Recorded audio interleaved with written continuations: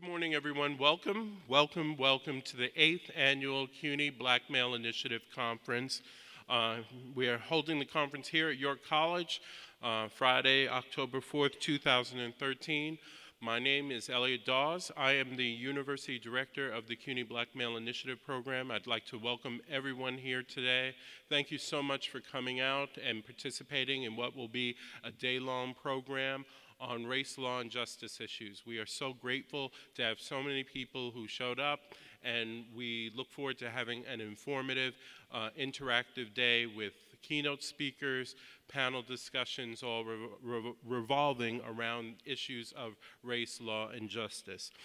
Before I talk a little bit about the program and introduce some of the people who will be giving welcoming remarks this morning, I'd like to take a moment to tell you a little bit about the City University of New York Black Male Initiative Program.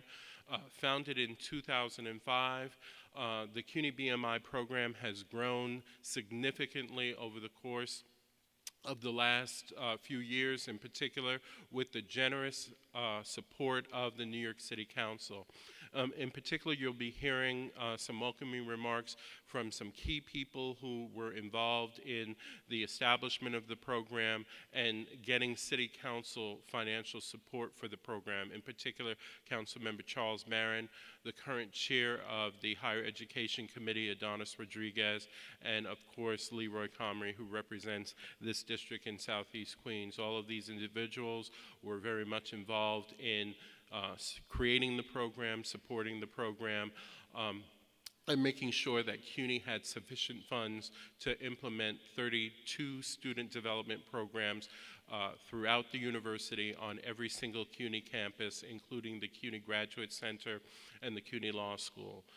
Each CUNY Black Male Initiative program has a structured mentorship program where students participating in the program get guidance and direction from peer advisors, from faculty, administrators, as well as participate in some group mentorship activities. Over the years, these efforts have demonstrated great results in terms of increasing retention rates and graduation rates for students from underrepresented populations in higher education, with the focus on African American and Latino males. So let me just explain a little bit about today's event and what it means in terms of our overall CUNY Black Male Initiative program. The purpose of this conference is related to the first recommendation of the CUNY Black Male Initiative Task Force. Among the first recommendations of the task force was the recognition that CUNY has a public responsibility to provide critical leadership on the challenges facing African American Black males and to raise its voice vigorously and unwaveringly to help mobilize efforts to achieve social and educational equity. As part of this consciousness raising or awareness raising endeavor, we organize this conference annually, as well as workshops and other educational academic programming throughout the university to focus attention on issues related to the severe underrepresentation of African American males in higher education and other issues that frustrate the progress of students from underrepresented populations in terms of making it into higher education and through higher education. Today's conference in particular focuses on race, law, and justice issues. This really came from our CUNY BMI community. We put out a survey. Many of our students, administrators, faculty members were very interested in this topic and felt that our program should create a conference around these issues, issues related to the constitutionality of the NYPD stop and frisk policy, recent decisions by the Supreme Court that have an impact on civil rights, the future of African American and Latino people in a variety of civil rights contexts related to education, housing, residential segregation, employment, and other social arenas. So all of our panel discussions revolve around these themes, as well as our keynote speeches, and again, we're looking forward to having an informative day. Before I introduce the Vice President of Student Affairs here at York College to give welcoming remarks, I mentioned that the CUNY Black Male Initiative Program supports 32 projects throughout the university. These are student development projects. In the audience are project directors and administrators who do the work throughout the university of implementing the goals and objectives of the CUNY Black Male Initiative Program. I'd like to take a moment and just to acknowledge those project administrators. So for all the project administrators of the CUNY Black Male Initiative Program on various campuses throughout CUNY, if you could just please stand for a moment.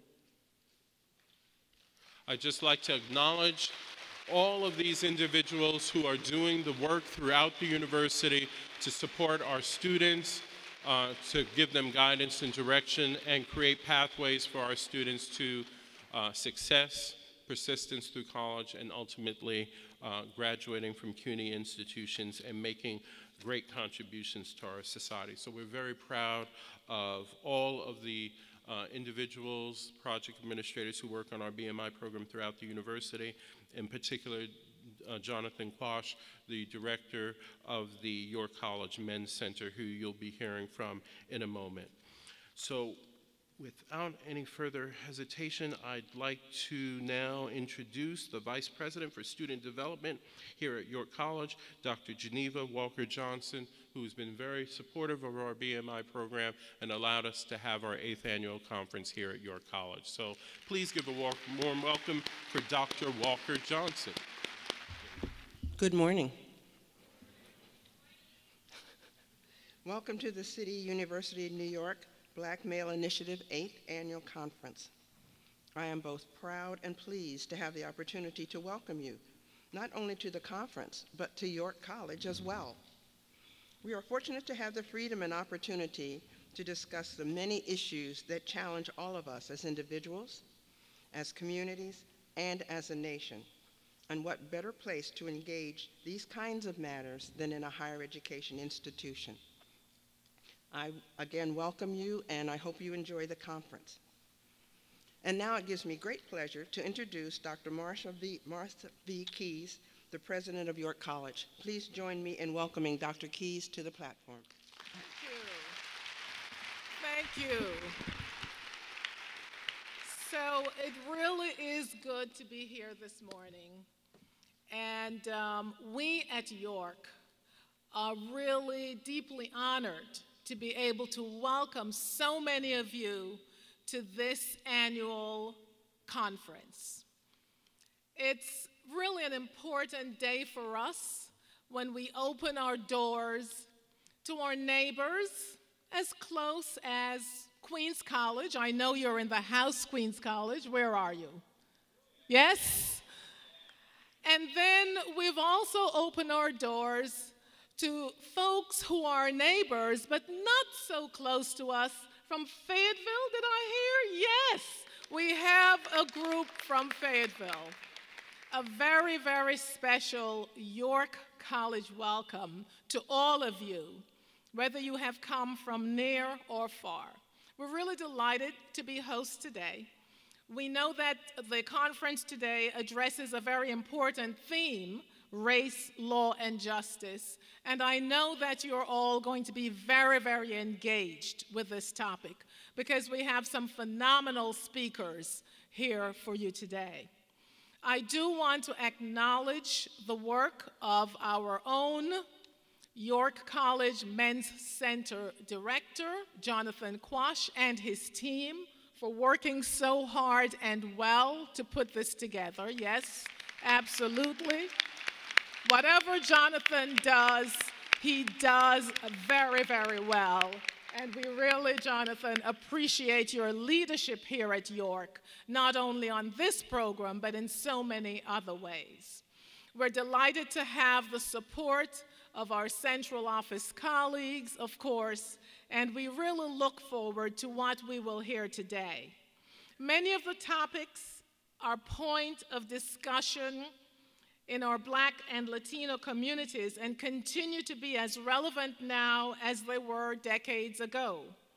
Topics such as the racial disparity in the U.S. legal system, law enforcement, sentencing, and incarceration invoke familiar names, all too familiar.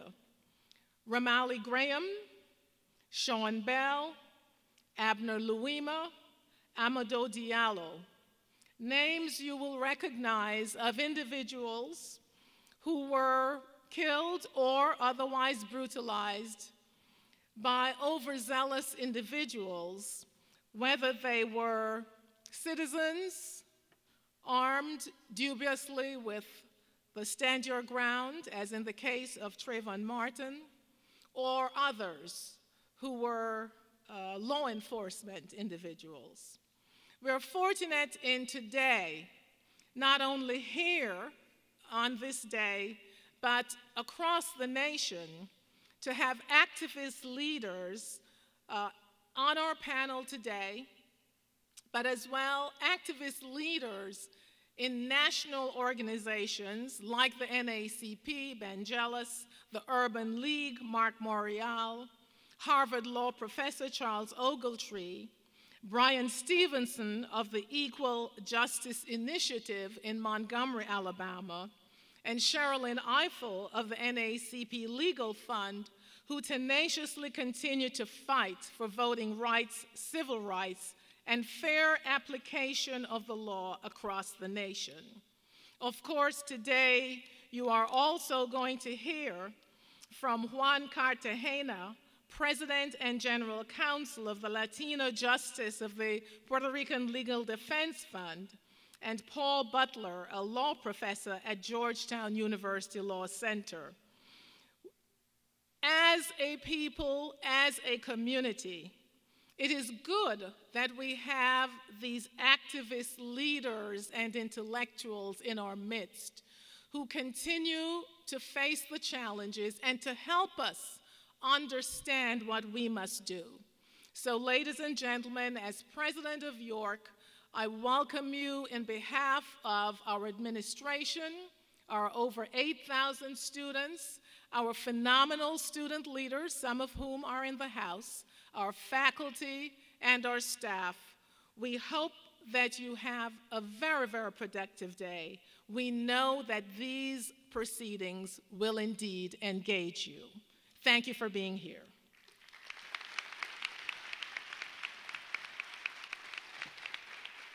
And so now it is my pleasure to introduce our Vice Chancellor for Student Affairs within CUNY. He's the leader of Student Affairs in CUNY. He's been with us about, is it 3 years now, Vice Chancellor? Vice Chancellor Frank Sanchez. Please join me in welcoming him. Thank you so much, President Keys. Good morning. All right, that's what I like to hear. Well, before I give you some very brief welcoming remarks, there are a variety of people that are here this morning that really made today happen, are really the behind the scenes hard work and commitment to the BMI that we need to recognize. And certainly, I can't think of anyone more committed and more dedicated to this work than our university director of the BMI, our very own Elliot Dawes, and your entire team. Let's give him a round of applause. Outstanding, outstanding work. It's my understanding they have about 1,000 RSVPs over the course of today. They're going to be here, a great turnout. I know there are a number of elected officials that are here this morning and that will be here throughout the day. I need to share with them that I appreciate and I'm grateful for what our elected officials do for the City University of New York and for this BMI program. You know, time and time again, our elected officials ensure that this program is funded and that this university is supported. You know, I just got the enrollment numbers this past, just a week ago here at CUNY, and this fall, we're going to enroll 270,000 students across this university, degree-seeking students, and another probably 250,000 in adult and continuing education, well over 500,000 students. And when I think about the role of elected officials, it is to support this institution because of the students and the diversity that we serve. You know, this year we're going to have over 44% of our students will be the first in their family to get a college degree. Over 60% will come from the lowest income brackets in the country. A full 25% of that 250,000 students are going to be African American students. A full third Latino students. And so our elected officials play an incredibly important role in supporting this university. I certainly also want to thank and recognize President Keyes and Vice President Walker Johnson for your deep commitment to ensuring that York College provides the very best service to its students. You know, one of the things I appreciate most out of President Keyes is her very student-centered approach. I don't know if that's from your student service background, but President Keyes really is a leader among presidents, the 24 presidents that we have across this system, in ensuring that our students come first. So let's thank the administration, the faculty, and staff at York College for hosting this conference and for all the work that you do. When I thought about the remarks that I might share with you about why this conference is so important, a whole variety of possibilities came up. But when I thought about it, I think there are three incredibly important reasons why the City University of New York is so committed to this BMI conference. The first reason is that this conference gives us a forum to discuss strategies to respond to the community challenges and injustice that we face, particularly among our Black and Latino communities. And whether that's issues of stop and frisk, maybe it's housing discrimination, gun violence, or maybe it's the disparity of professionals of color, particularly Black and Latino, in the field of law and justice. These are important issues that we need to have a collective community conversation, and not just have a conversation, but we need to come up with the strategies and tactics to address those issues and those challenges. And that is one of the most important reasons why I think this conference has to be supported by this university and is here today at York College. Another reason why I think this conference is important is that, you know, the City University of New York, we are an academic institution. And so it is important that we bring the expertise and the knowledge and the intellect to help us, guide us, and help us think and learn about these challenges and the complexity of these issues going on. And so we take this forum to bring in the top thinkers, really the trendsetters and the pioneers in this work, so that we can have a healthy debate and discussion, but have real clear strategies of how we move our community forward. And the third reason why I believe this conference is so important to this university is because it gives us an opportunity to bring our student community together, to bring our students who are invested in this work, because truth be told, you are the next generation of top thinkers. You are the next generation of trendsetters and the pioneers who will lead these conversations of race, law, and justice forward. And so I'm delighted on behalf of the City University of New York and our Chancellor, William Kelly, to bring you welcomes, to say good morning, and to enjoy the rest of the conference. Thank you so much. Thank you. I want to, on behalf of the York College Male Initiative Program and Men's Center, I just want to welcome each and every one here today. It is such an honor and a privilege to have the 8th Annual BMI Conference here at York College. It has been a Herculean effort at sometimes, because there's so much work that gets put into one day, but none of it would be possible, and I know we've already given him a round of applause, but let us give Elliot Dawes another round of applause for the great work that he does, Jermaine Wright and Alan Newton also, for their work as a team. They do a tremendous amount of work. We have provided some materials for you in your conference bags regarding some of the various programs that are in and around the university connected to this program, as well as some other community programs. I know Elliot's going to talk about this in a few minutes, but there's also some there are some tables outside for law school recruiters who will be there a little bit later once we break for the panel discussions. But I just wanted to say a little bit about the York College Male Initiative Program. We have been in the program since the beginning. President Keys, actually, when I immediately graduated York College, appointed me the director of the program. And since then, we've been really growing and excelling and doing a lot of the great work that has been started through the CUNY BMI program, but also some of the great work actually President Keys began several years ago when president at Bronx Community College. She created a program similar. And so we've borrowed a lot from the things that she used to do. We've also tweaked a few things here and there to provide various services for both high school, college students, and some of the other community partners that we have connected to the program.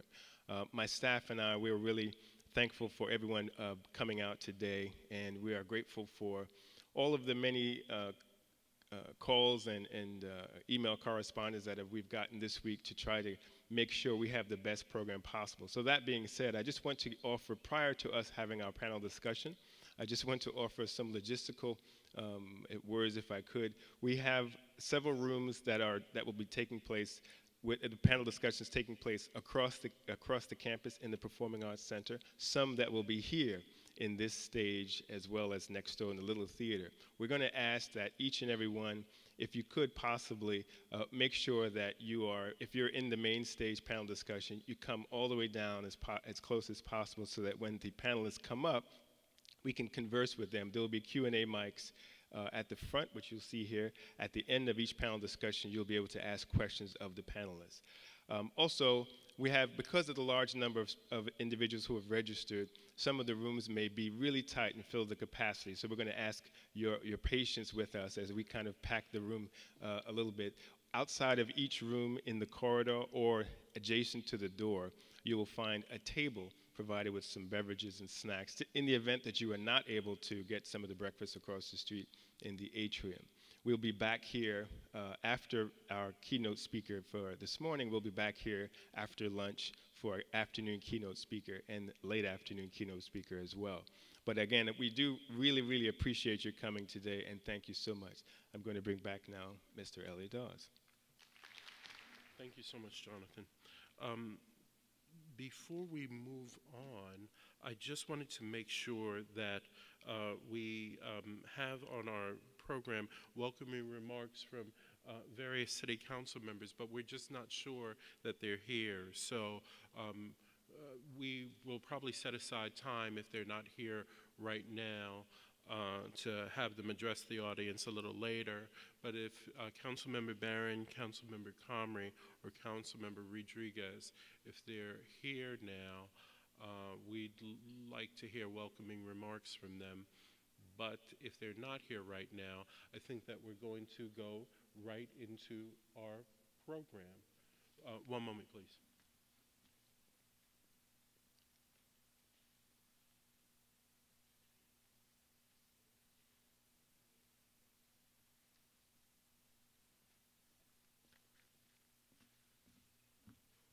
We are going to go right into our first keynote presentation, our morning keynote lecture.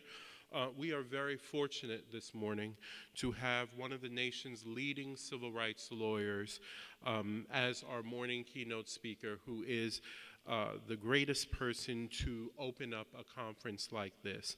And I'm referring to Juan Cartagena, Esquire, the President and General Counsel of Latino Justice Pearl Deaf.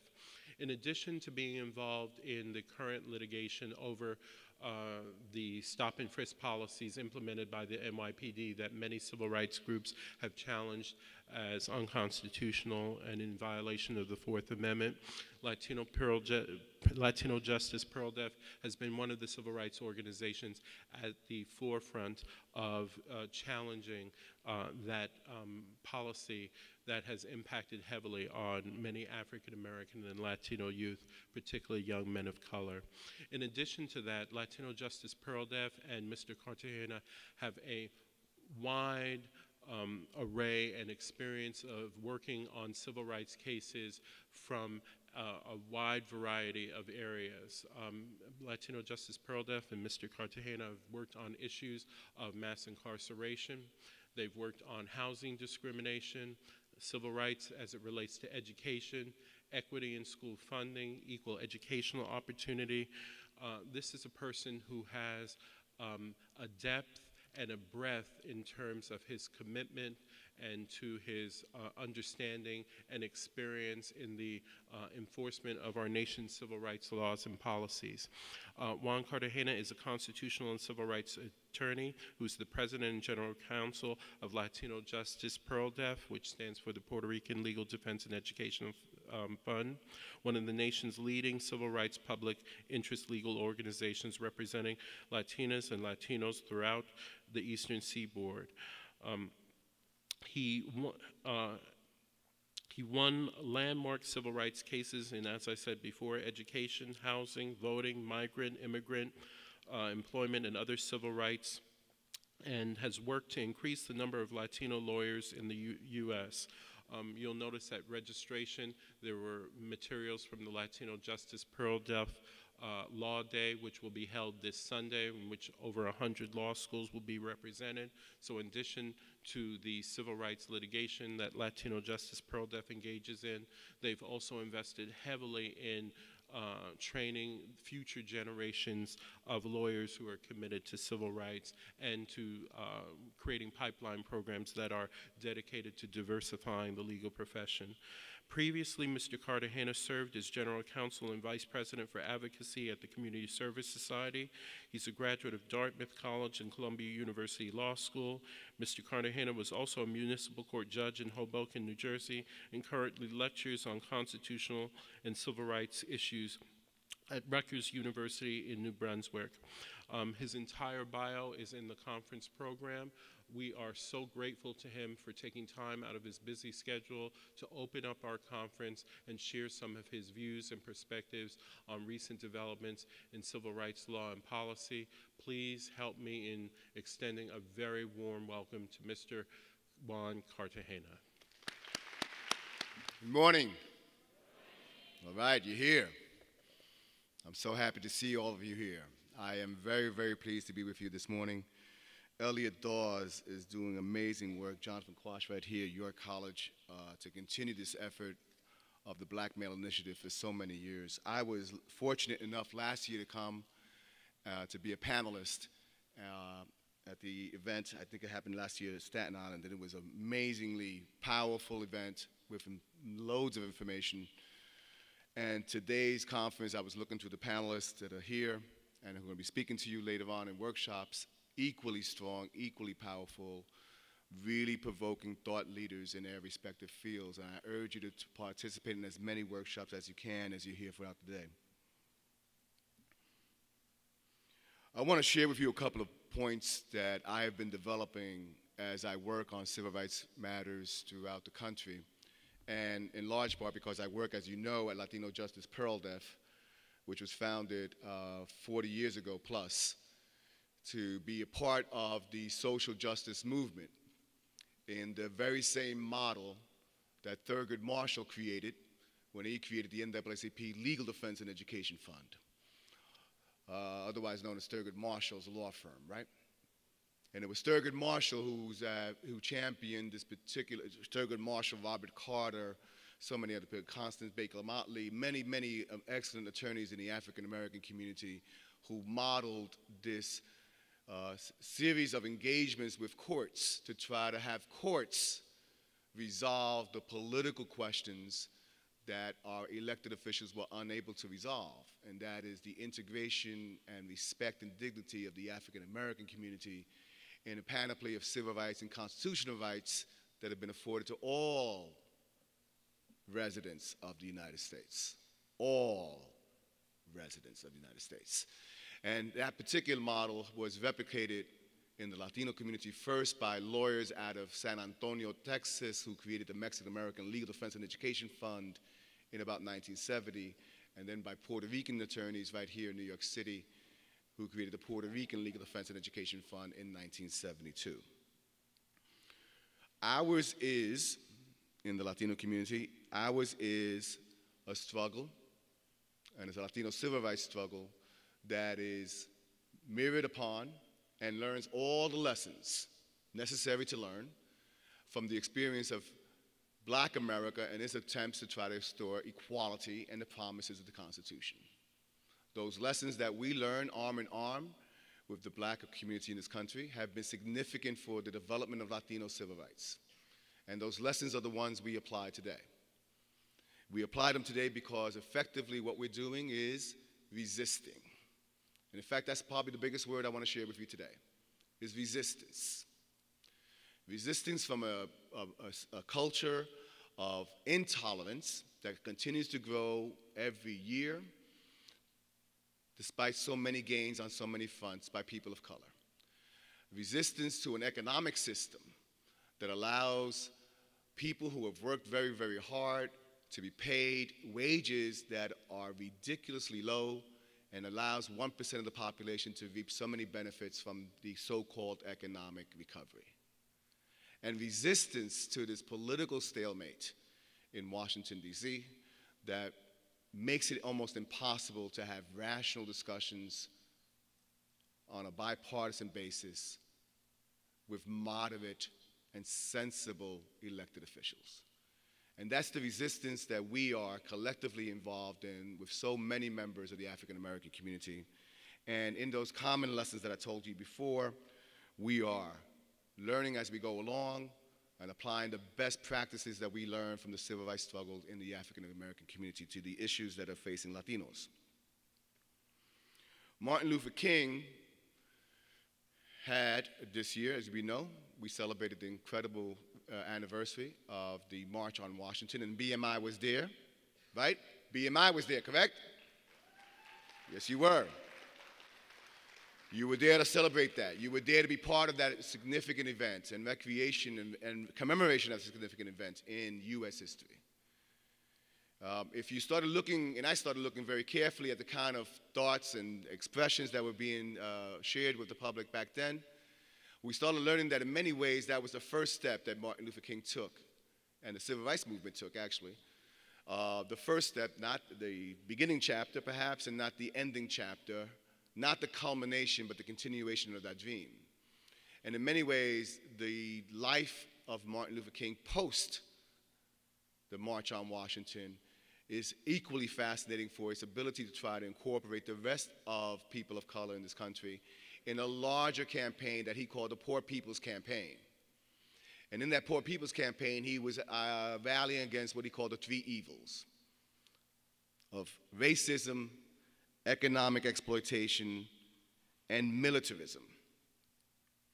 The racism that still applies today, that in many parts of our country is being targeted against Latino immigrants because they're coming to this country to try to make a life for themselves, often invited by U.S. economic interests to cross that border and make a life for themselves, because that's how it works. A border that historically didn't necessarily exist, and therefore in many parts of Latino America, the border crossed them and they didn't cross any borders.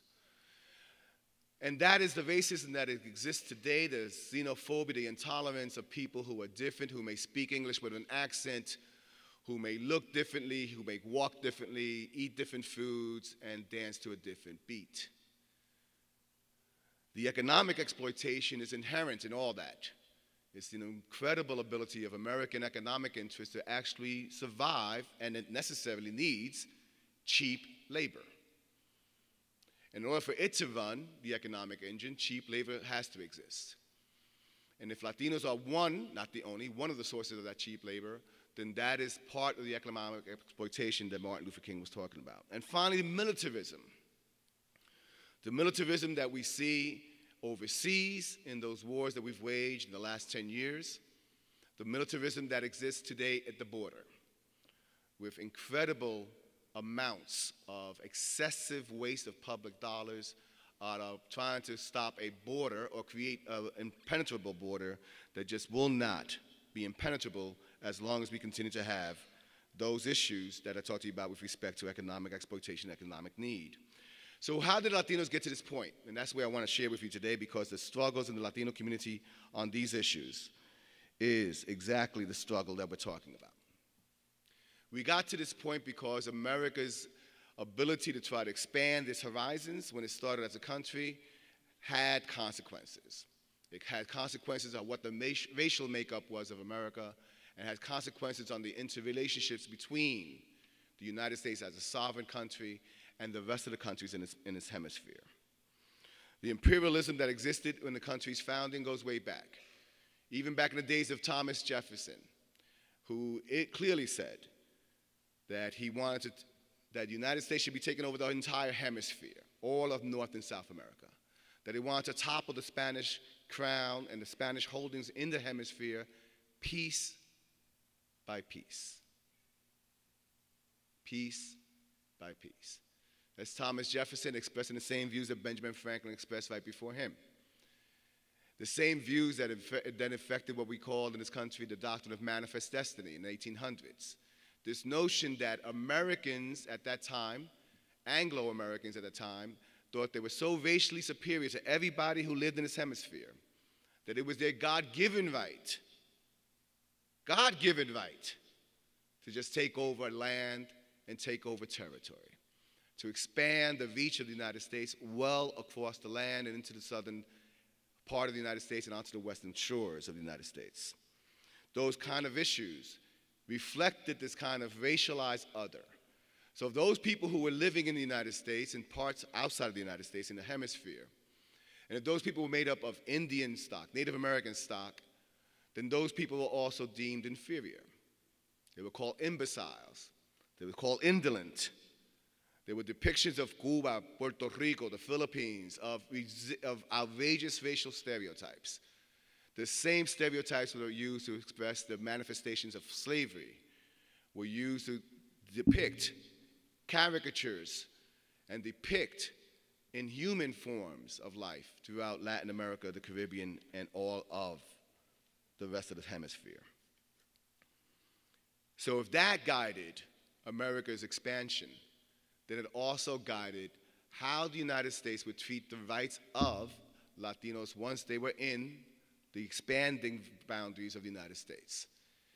If you think that the United States had the God-given right to take over territory and take over peoples, then when those people become part of your borders, then you probably must have the same God-given right to treat them as second and third-class citizens. And that Latino experience is part and parcel of all of our history. So let me give you some tidbits about how that history played out in the ways that are somewhat similar to ways that the United States addressed the issue of slavery, the ways it addressed Reconstruction, the ways that it addressed and manifested racism and Jim Crow laws, and the terrorism that was directed at African American communities in the early part of Reconstruction and post-Jim Crow have similar phenomena and parallels in Latino communities throughout the Southwest. Texas Rangers. You all heard of them, right? If you follow baseball, you probably think I'm talking about the baseball team. Just got knocked out, I believe, by the playoffs, right? I ain't talking about those Texas Rangers. I'm not. Although why we have a baseball team called Texas Rangers after I share with you what the Texas Rangers really were is a real mystery to me. If you had a baseball team, the Ku Klux Klanners out of Georgia, we'd all be shaking our heads, right? None of us be going to those games. Texas Rangers, a vigilante state-sponsored terroristic group whose aim was to protect land holdings of Anglos in Texas by intimidation, violence, and force. At the turn of the century in the 1900s, up to 5,000 Tejanos were killed, many of them, quote, innocent at the hands of local posses, peace officers, and Texas Rangers, close quote. That comes from the leading biographer of the book called The Texas Rangers by Walter Prescott Webb. The intimidation that was directed at Tejanos is the Spanish name for people who lived in Texas. These are people who lived in Texas long before Texas became Texas and were Mexicanos. And that level of state-sponsored terrorism directed at people of color in that part of the United States was extensive. Lynchings of Mexicans, on a weekly basis. Stopping Mexicans who are finally able to cast a vote from voting. Taking by force land held by those Mexicans and Mexican Americans by force. The Texas Rangers were part and parcel of an entire history of intimidation and violence. By the time the 1950s rolled around and we had the decisions in Brown versus Board and all those decisions that were so important to the civil rights struggle of today, we had state-sponsored segregation in public schools of Mexican and Spanish-speaking people and children from whites.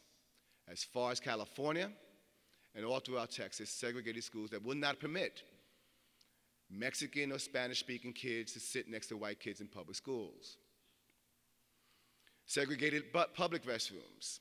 There's a classic book by a professor out of Texas as well at Austin called Hombres Aquí, Men Here. Those were the signs in public restrooms where Mexicans were not allowed to go to the same public restrooms as whites.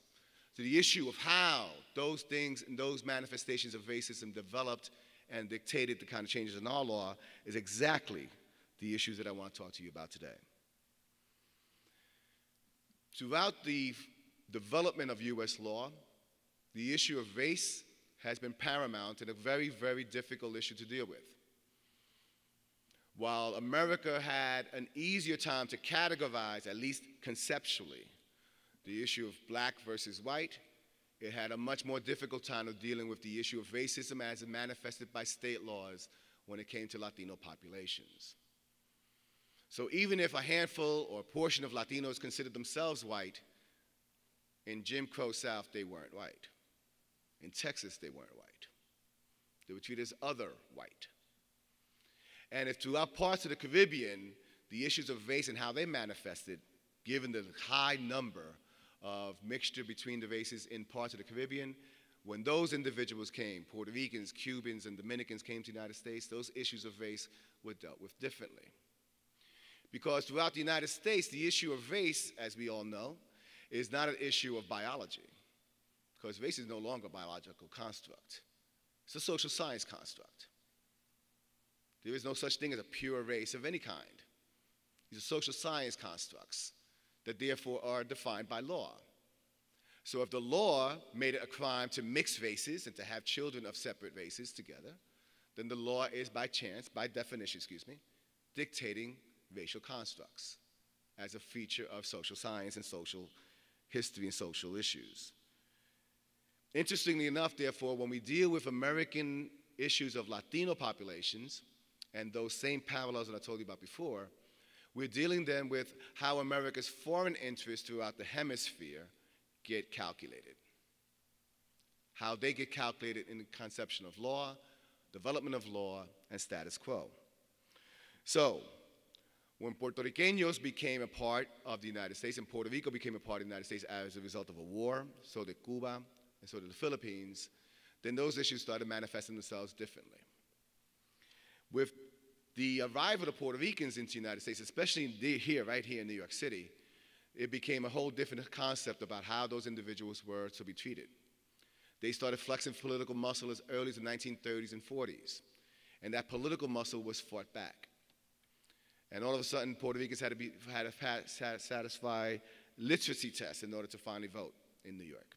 A literacy test, by the way, that has been part of New York's history since the early 1920s. Those literacy tests required Puerto Ricans to actually demonstrate literacy in English. The Cuban integration was very different. It's not just didn't happen after the revolution of 1969 with Castro, but there was Cuban integration into the United States in parts of Florida into Tampa. Before Miami was Miami, there was Tampa. And those Cubans came here, and how they were treated as racially and others is part and parcel of Florida's history. When the Dominican Republic had its dictators, the most famous one being Trujillo, when that dictator was sponsored by, supported by U.S. foreign political and economic interests, that dictated kind of like the migration of Dominicans into this country and how they were trying to escape a dictatorship that was sponsored by the United States.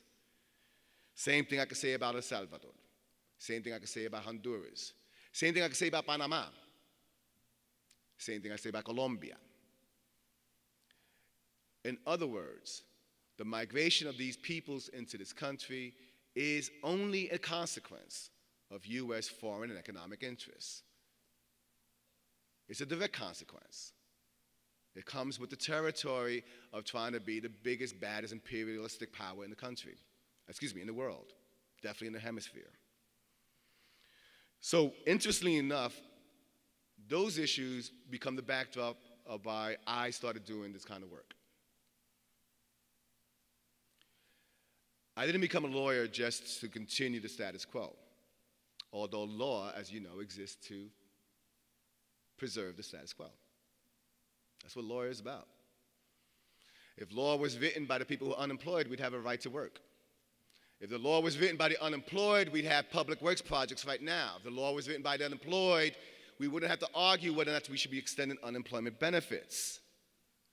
If the law was written by the victims of this ridiculous drug war in this country, we'd have much more power to have rehabilitation programs, drug treatment programs, and diversion programs.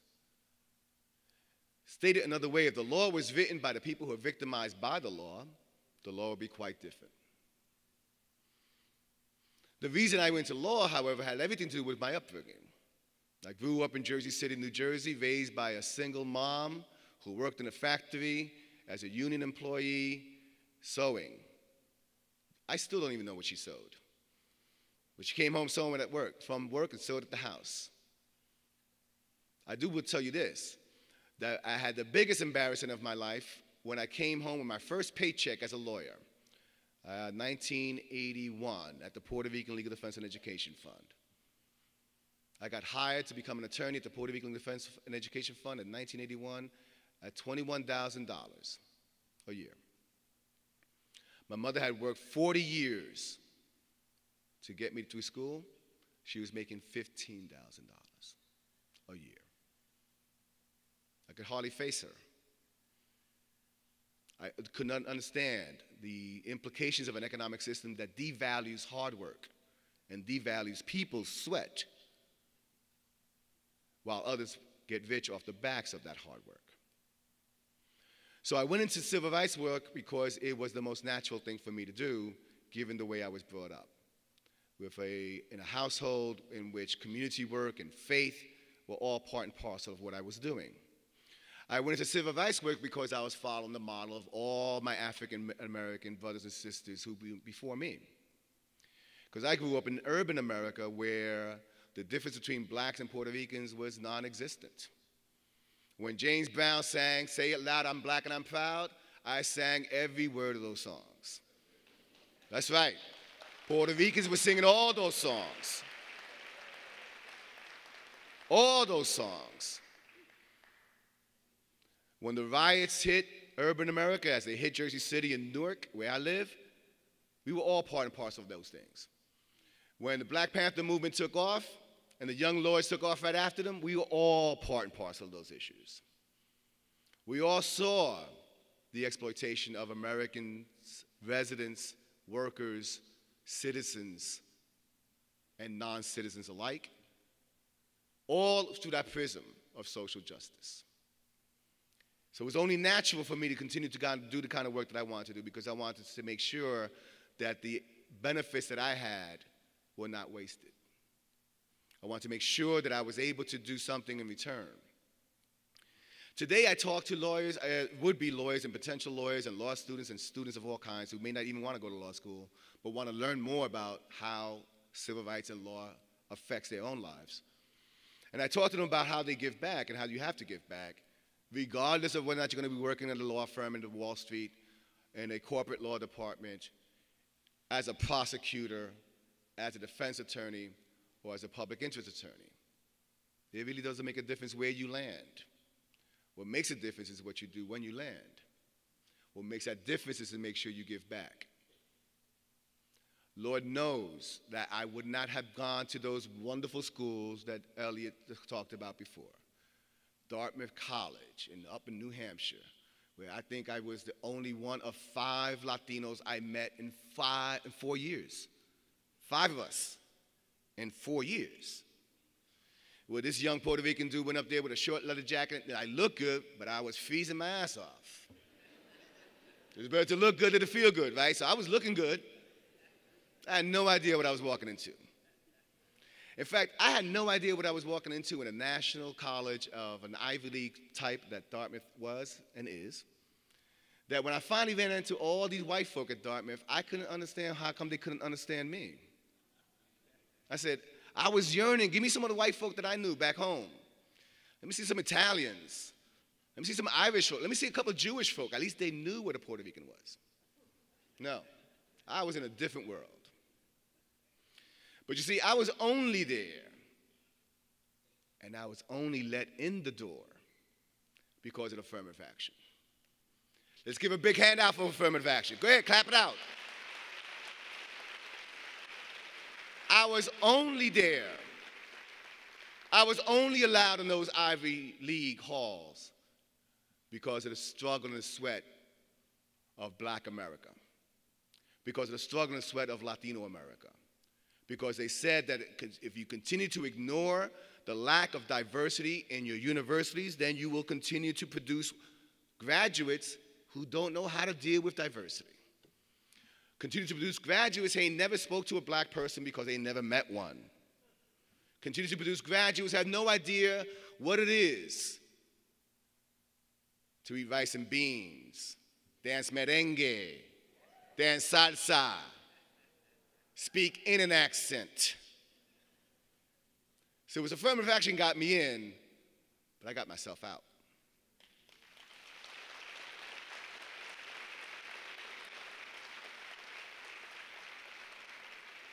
Columbia University was right behind. They let this struggling undergrad from Dartmouth College, from Jersey City, from an inner city, with a working class family background, and they let me into Columbia Law School. They let me in because of affirmative action. I got out. That is where I see these struggles merging. It is the opportunity that is given to any one of you who want to who are aspiring to continue your education and thinking about graduate school. It is the opportunity that lets you in the door, and then the will and your drive to get you out. In that kind of struggle, I want to share with you a few names, because the Latino civil rights struggle has so many parallels. Some names that should come to you as you, perhaps even today, I understand you have on the docket sometime today the film, the documentary Harvest of Empire by Juan Gonzalez, his book. Jose Morin is here. He wrote a book on Latina justice and Latino rights and justice in America, in the United States. Another excellent source of information on the struggle for Latino civil rights. Both of these books recognize a number of significant people who made it possible for me to stand here before you today. One of those names is Sylvia Mendez. Sylvia Mendez was a child in a case called Mendez versus Westminster, filed in a district court in California, federal district court. Mendez versus Westminster challenged the constitutionality of segregated California public schools, where Mexican kids, like I told you before, weren't allowed to go to the same schools as white kids. Sylvia Mendez was a little child at the time. Sylvia Mendez now is a grown woman, a veteran leader of our civil rights struggle, a living person right now.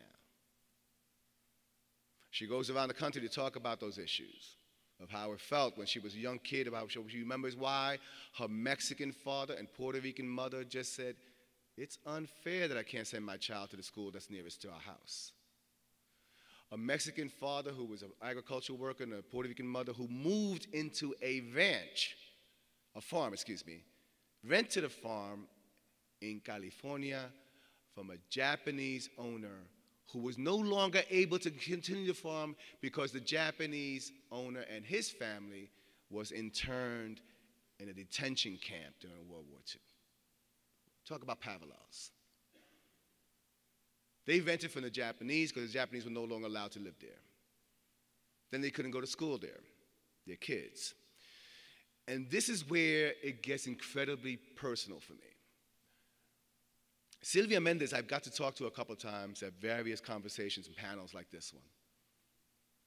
And what I love about Sylvia Mendez is I can touch her. I can touch her hand. I hear her breathing. She can share her thoughts with me. and yet she went to a segregated school.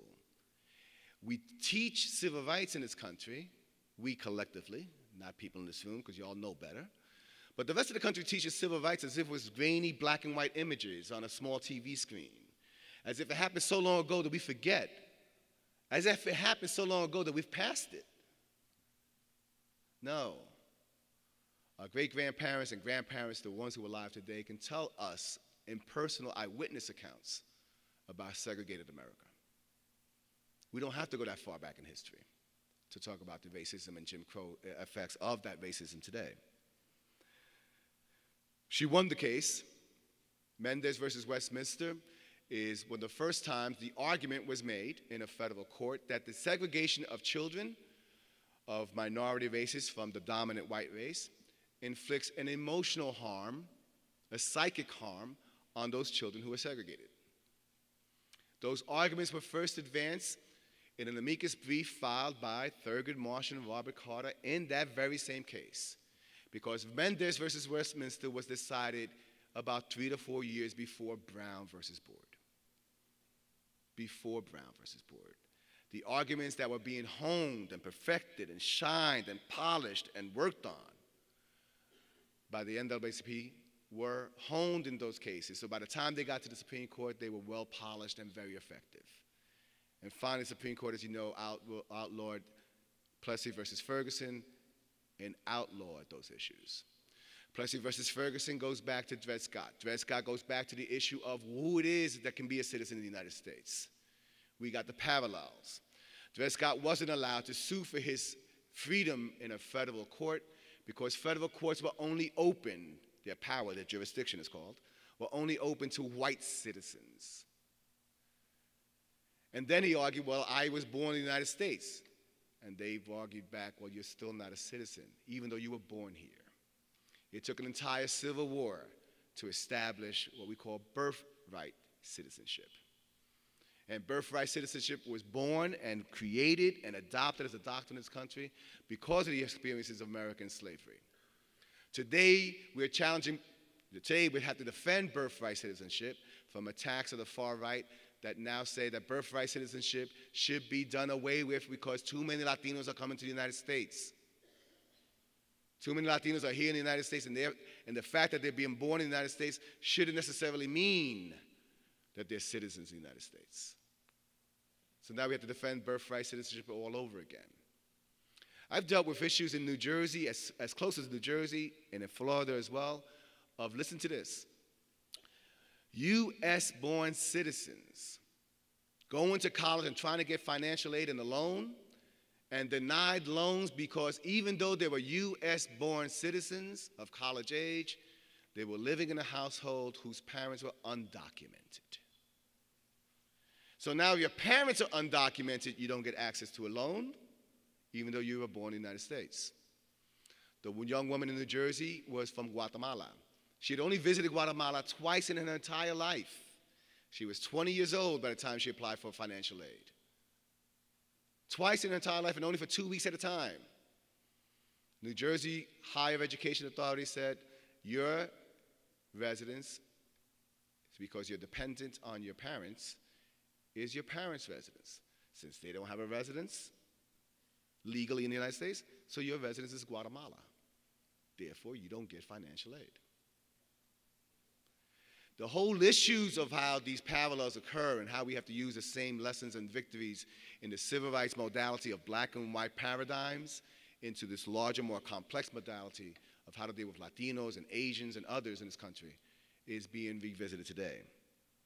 Cesar Chavez, you all know that name by now, led the most important unionization movement of farm workers throughout the country. Led multiple boycotts of produce and grapes and lettuce throughout the 1960s. Martin Luther King wrote to Cesar Chavez once when Cesar Chavez was in a jail on a hunger strike because, of course, he was victimized for his union activity. And he wrote, as brothers in the fight for equality, I extend the hand of fellowship and goodwill and wish continuing success to you and your members. The fight for equality must be fought on many fronts, in the urban slums, in the sweatshops of the factories and the fields. Our separate struggles are really one. A struggle for freedom, for dignity, and for humanity. You and your valiant fellow workers have demonstrated your commitment to righting grievous wrongs forced upon exploited people. We are together with you in spirit and the determination that our dreams for a better tomorrow will be realized. Along with Dolores Huerta, who, by the way, is still alive today and very active in the civil rights struggle, Cesar Chavez created that resistance against exploitation of farm workers. Cesar Chavez is a Mexicano, actually Mexican-American, born in the United States, and led a struggle for respect and dignity of workers throughout the end of his days and the last days on earth. Amazingly, Martin Luther King was attuned to all these issues of people of color. Like I told you before, in the Poor People's Campaign, that broadened the incorporation of everybody's struggle to try to make sure we have a decent way of dealing with these issues of what he called racism, economic exploitation, and militarism. You know, it was amazing that the 1968 march, the March on Washington, was that march that we celebrate today, because at the time that it was unfolding, from history tells us that there was a lot of activism. In fact, some of the thought was, let's go to Washington, D.C. and just close that thing down. Just close down Washington, D.C. and finally get America's attention that we need civil rights legislation. So the activism, the important lessons that we learned in the nonviolent struggle that Martin Luther King epitomized are the lessons that have been shared throughout the rest of the world. Mahatma Gandhi in India, nonviolent struggle. All the issues of the nonviolent struggle years after Martin Luther King in Vieques, Puerto Rico, to stop the Navy bombing of that island off the island of Puerto Rico. All those issues. In many ways, however, we have to recognize that the nonviolent struggle within the black community was also in the lurking, and the undercurrents was that if something doesn't happen quick, we're going to have violent struggle. The Malcolm X's of the world have their counterparts in the Latino civil rights movement. They have their counterparts throughout the Latino civil rights movement. There were people on the West Coast and throughout the Southwest who was then claiming that if the United States was not prepared to respect Latino civil rights, then it was time for Latinos to take back entire states like Arizona, make it their own, call it Aztlán. Give us our own state, was the thinking. The violence or necessary resistance to an attack on you becomes responded with another attack, has been seen throughout imperialistic struggles throughout Latino America and the Caribbean. In Puerto Rico, we have an amazing patriot called Pedro Albizu Campos, Harvard educated and trained, engineer and lawyer, who dedicated his entire life for the independence of Puerto Rico. Not afraid to meet violence with violence. So I say these things to you because the parallels that we're talking about are things that develop not in isolation. We can't just look at the commemoration at March on Washington in isolation and think that was the only expression of resistance. It's the combination of different forms of resistance that actually culminate in change. As much as Cesar Chavez did, and he did a lot, to change the way workers were treated, in his times, workers are still being exploited today. And as much has been done by all of our common civil rights heroes to change the way race is manifested in the United States, racism still exists today. It's a continuum of a struggle that's going to go on for a long time. Roberto Clemente, I would include as another name among many in a short list of Latino civil rights icons. You may know him as a sports figure. You know him as an incredible, gifted baseball player. Clemente was very, very attuned to the issues of race in the United States. He couldn't stand the way black folk were treated in the United States. He thought it was very different than black folk being treated in the way in his own native Caribbean country of Puerto Rico. Invited Martin Luther King to come down to visit his farm when Martin Luther King was in PR. Had a trajectory, a struggle of Latino American ball players who came in to integrate Major League Baseball. Among one of them was Vic Powers. Vic Powers, Puerto Rican, was amazing black Afro-Puerto Rican who was in the major leagues, who resisted the segregation of Jim Crow because they weren't allowed, as you can imagine, all these black ball players were not allowed to be in the same hotels, eat in the same restaurants. For the Afro-Puerto Ricans, Afro-Caribbeans, Afro-Cubans, they couldn't understand that system. Vic Powers had a famous line, sitting down at a restaurant where he was not supposed to be sitting in, and asking for some food. The waitress came and said, "We don't serve Negroes here." He said, "That's fine. I don't eat Negroes. Give me some rice and beans." Give me some rice and beans. Roberto Clemente, during the first opening day of the Pittsburgh Pirates season after the assassination of Martin Luther King, recognized that it was completely inappropriate to play a game of baseball on the day before Martin Luther King's burial. So he went to his players, first all the black players, then all the white players, and he convinced his players to tell ownership they are not going to play baseball on the day before Martin Luther King's burial. So they postponed opening day for Pittsburgh's Pirates because of those issues. We're dealing with the parallels and commonalities that I told you before. Here, close to us here in New York, we have incredible history lessons by individuals who try to make a mark on trying to change the way race is manifested in U.S. law and policies. One of them is Gilberto Jerez de Valentin, another important element and soldier in the Poor People's Campaign that was developed by Martin Luther King. Jerez de Valentin was one of my clients at one time. He actually spoke up in the early 80s against a discriminatory redistricting plan that took away political power from blacks and Latinos by creating ridiculously shaped districts for councilmanic power that didn't reflect the growing strength of Latinos and African Americans in the 1980s, which kept growing by leaps and bounds in the 1990s and 2000. Today, he was my client, by the way, in a Voting Rights Act case. He was my client in a Section 5 Voting Rights Act case. He was my client in the Section 5 Voting Rights Act that has just been eliminated by the Supreme Court, by, I should say, 5 members of the Supreme Court, who were prepared to undo decades of struggle and victory in the voting sphere to try to give African Americans and Latinos another fair chance to have them being represented by candidates that they choose openly and freely. Jerez de Valentin was my client because he was taken into a room by the political powers that be in New York City at that time, in a dark room somewhere in City Hall. He was shown his district, proposed district.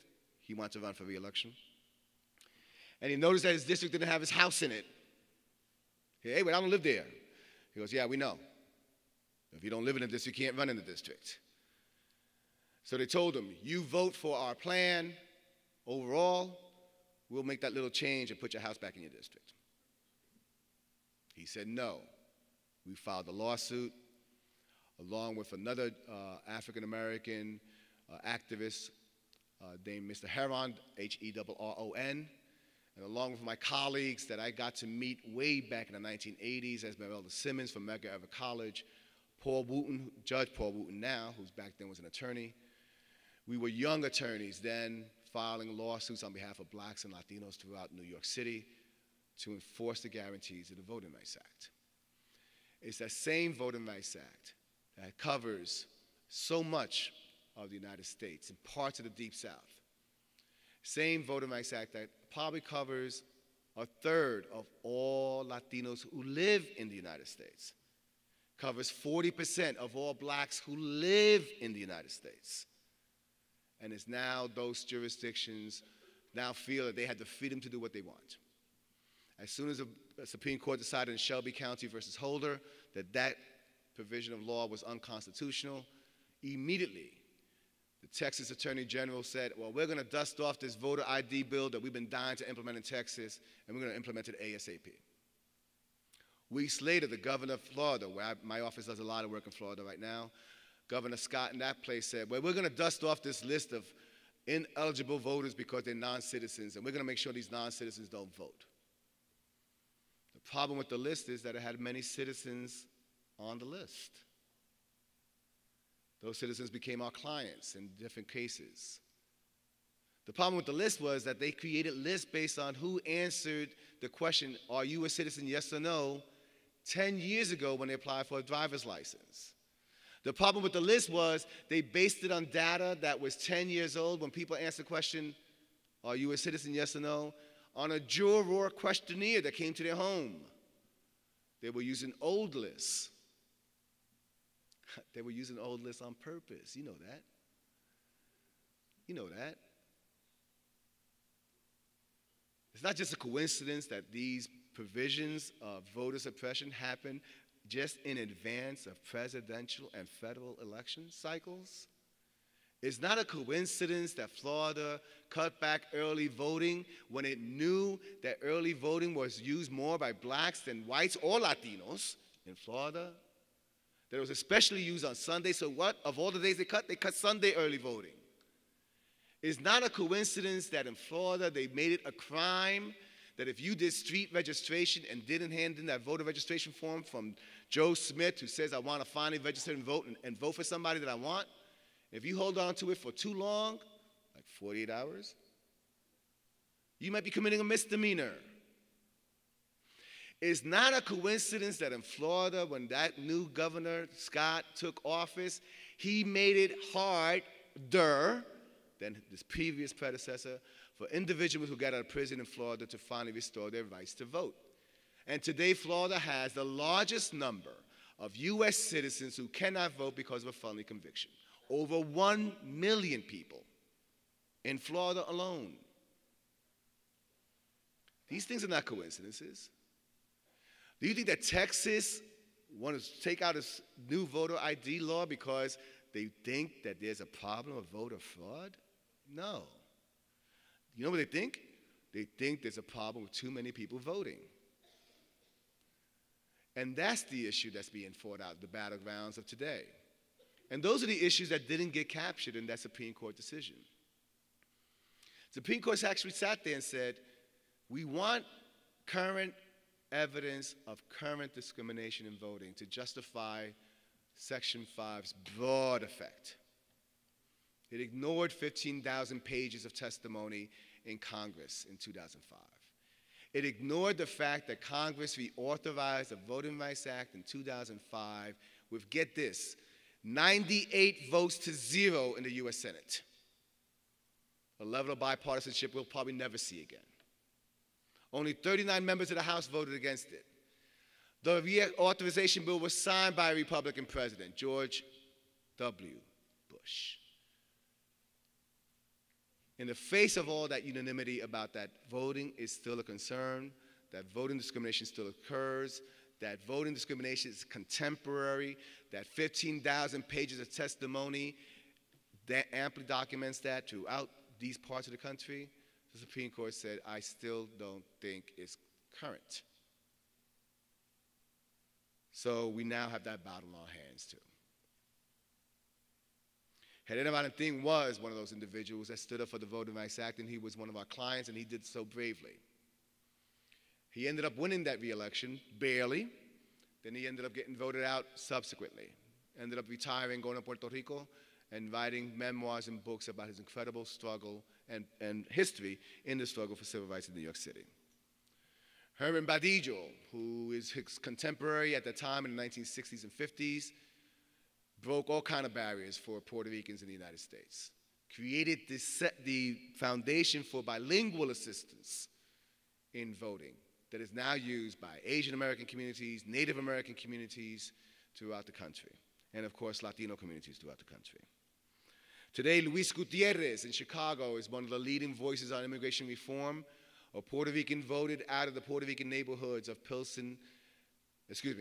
Humboldt Park, Chicago, which includes both Humboldt Park, Old Town, Puerto Rican sections, and the Mexican sections of Pilsen Little Village in Chicago. Leading voice in the issue of immigration reform. And the last name I'll leave with you now, because it's also relatively contemporary for those of us who work in New York City, and unfortunately he died on us and left too early, is Richie Perez. Richie Perez was my coworker at the Community Service Society for many years. He was also one of the leading activists in the National Congress of Puerto Rican Rights, which then became the Justice Committee. It was Richie Perez who brought to the attention of lawyers at the Center for Constitutional Rights the problem with stop and frisk. He saw it at the ground level. His members of the Justice Committee of the National Congress of Puerto Rican Rights saw it, and they thought it was a significant issue that had to be addressed. It was those lawyers at the Center for Constitutional Rights which led the charge to try to challenge stop and frisk in New York. It's those lawyers that all of us are indebted to at the Center for Constitutional Rights. My office, Latino Justice Pearl Diff, is one of a team of attorneys, along with Bronx Defenders, a law firm called Shearman and Sterling, and the NYCLU, and we have an aspect of stop and frisk that has to do with trespass arrests in private buildings, the clean halls buildings throughout New York City. Our clients are individuals who live in these buildings and still get arrested for trespass by overzealous cops intent on filling quotas to make sure stop and frisk continues its massive undertaking of 4.4 million detentions in just the Bloomberg administration alone. Our clients are individuals who tell us, off the record and categorically, actually on the record to the public as well, I just want the right to be able to take out my garbage without ID. Can I just go out and do laundry in the basement of my building without ID? Do I have to be harassed by the same people? When the lawsuit was filed, Commissioner Kelly here in New York said the lawyers for those people, and I guess he included me, the lawyers for those people don't know that we're providing the same doorman service in Black and Latino neighborhoods that they probably have in their own buildings. So those lawyers have doorman service. The NYPD provides that doorman service. To which I said, I ain't got no doorman, number one. But two, and here's the point, if I did have a doorman, don't you think he would have recognized this face by now? Don't you think he would have recognized me the 5th time I came to the building? The 6th time I came to the building? Don't you think we would have been on first name basis by now? Don't you think it's degrading to be asked, who the hell are you? Where are your papers? Repeatedly by different police officers, some of them just coming out of the academy. There's a lawyer who got me involved in these issues. His name is Chris Fabricant. At the time, he was with the Bronx Defenders, then went to Pace University, law school. He's now in the Innocence Project, actually, right now. He told me, Juan, I'm trying to document the phenomenon that there's always a spike in trespass arrests as soon as a new class of cadets come out of the academy. Because young police officers get trained how to do arrests by doing false arrests, by doing bogus arrests, by doing unconstitutional arrests. That's how they learn how to do an arrest, fill out the paperwork, take you down to the precinct, sit there, pick you up at 11 o'clock when their shift ends at midnight so they can work some extra hours of overtime, get the overtime pay, process you, and then let you go because they really can't prove you're trespassing. See, because trespass is a crime that says that you are unauthorized on a piece of property. Trespass is a crime that says that in order for you to corroborate it, that you can prove it, you must have a witness that tells the cop, I saw Juan Cartagena hanging out on the 5th floor lobby. He doesn't live here. Well, unless the cop had a witness that said Juan Cartagena doesn't live there and he's hanging out in the 5th floor lobby, how would he know that Juan Cartagena is a trespasser? Is it possible that Juan Cartagena admitted, saw the cop, oh my gosh, yes, I'm committing trespass. Pick me up, right? Put the handcuffs on me. I'm guilty as charged. No. The worst part is when Juan Cartagena goes visits, Ada Smith. So Ada Smith invites me to her building, and I go visit her, and now I'm picked up for trespass because I don't live in that building, but I can't prove that Ada Smith invited me there. So how was the police officer supposed to know that Ada Smith invited me there? Because I told him How does a police officer know anything contrary? Nobody else told him. Amazingly, the issues of public safety, and policing in general, amazingly in my experience of all these years of doing civil rights work, I am finally at a point that we can say we're having a debate about policing in a mayoral contest. For that, we give all of us here a round of applause. All of us here. We're finally debating policing as part of a mayoral contest. We're finally asking candidates for mayor, what are you going to do about stop and frisk? Whether you agree with their answer or not, we're finally having that debate. Because a lot of these issues were going on in our communities and nobody was paying attention to them. And the few of us, the amazing heroes here in the City Council of New York City who were taking this on, were being left alone with no real support. To them, we owe the gratitude of making sure this issue becomes front and center. The connections. The last time I was in Alabama, I was lucky enough to be invited to go to Alabama to replicate the march, the very famous march for voting rights to Selma, right? Between Selma and Montgomery. I was asked to go there not this year, it was actually last year. The National Action Network and Reverend Al Sharpton organized that event. I don't know Mr. Sharpton that well. The Reverend Sharpton was an incredible leader on so many different areas that when his organization invited various Latino civil rights leaders to go down and walk one of the legs of that march, because that particular day was going to be dedicated to immigrants' rights and Latino immigrants' rights as the frontier of a new struggle for civil rights in this country, I had to be there. See, the last time I mentioned his name out loud several times, I was on a picket line, I was on a protest line, when Reverend Al Sharpton, along with Jose Rivera, Adolfo Carrion, and Robert Ramirez, were being called in New York the Vieques Four. The Vieques Four were 4 individuals who got picked up for civil disobedience for blocking entry to a naval installation in Vieques, Puerto Rico, to protest the bombing of that island by the U.S. Navy. The Vieques Four were then transferred from a penitentiary to serve out their time, a penitentiary near Puerto Rico, to a penitentiary in a federal detention center in Brooklyn. I had been involved in a lot of civil disobedience work around Vieques myself personally. At that particular time, my 2 kids, I have a young boy, well at that time they were young, my boy Mateo and my girl Rosa. It was approaching Father's Day and they asked me what I wanted for Father's Day. I said, all I want is for you to go with me, because we're going to celebrate Father's Day with some 4 fathers who are holed up in the penitentiary in Brooklyn. And we're going to protest outside, and we're going to bring our drums, we're going to make some noise, we're going to chant their names, and we're going to commemorate their struggle for civil rights.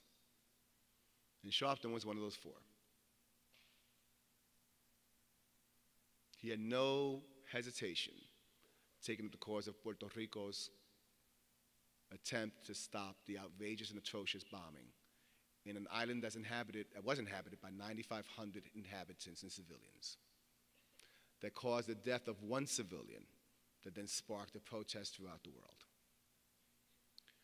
So in Sharpton, I heard him speak in Alabama at this rally at the end of that day's march.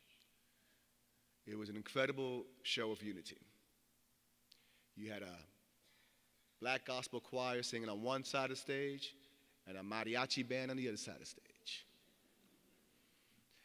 You had folk there trying to figure out what was being said in either English or Spanish, but here was a common thing that was being said. Some of us didn't understand what they were saying, some of us did understand what they were saying.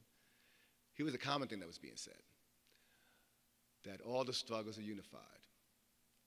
That when Alabama passed the worst anti-immigrant law in the country, worse even in Arizona's, that it did so on purpose so that undocumented Latinos can, quote unquote, self-deport. The notion that if you make life so difficult for immigrants, they'll just leave your state. The notion that if you make life so difficult and allow local enforcement to just racially profile them, no matter the fact that Alabama is not even a border state, and that's what kills me about the story. Alabama is not even a border state. The entire population of Latinos in Alabama at the time it passed this law was 4%. Was it really that high in the priorities of Alabama to pass a law that's abducted at 4%? And that's all Latinos, including U.S. citizens. So let's take a smidgen of that off. Maybe about 1.5% of all Alabamians were Latino undocumented immigrants, and that had to be the subject of this anti-immigrant law. The law that literally said that if you try to transact any business with the state and you're undocumented, you commit a felony. So we had clients, we're part of a team of attorneys that brought 2 lawsuits in Alabama. We had clients in a second case that said mobile homes in Alabama were owned disproportionately in high numbers by Latinos. And if you owned a mobile home in Alabama, you had to renew your permit every year. To renew your permit every year is a small cost. It's an administrative fee. The failure to renew your permit for your mobile home is a misdemeanor in Alabama. It's a crime, a low-level crime.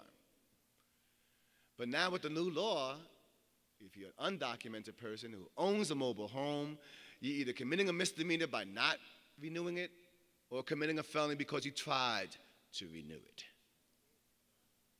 That's the catch-22 that a bunch of mobile homeowners were in. And that was another decision that struck down the Alabama law.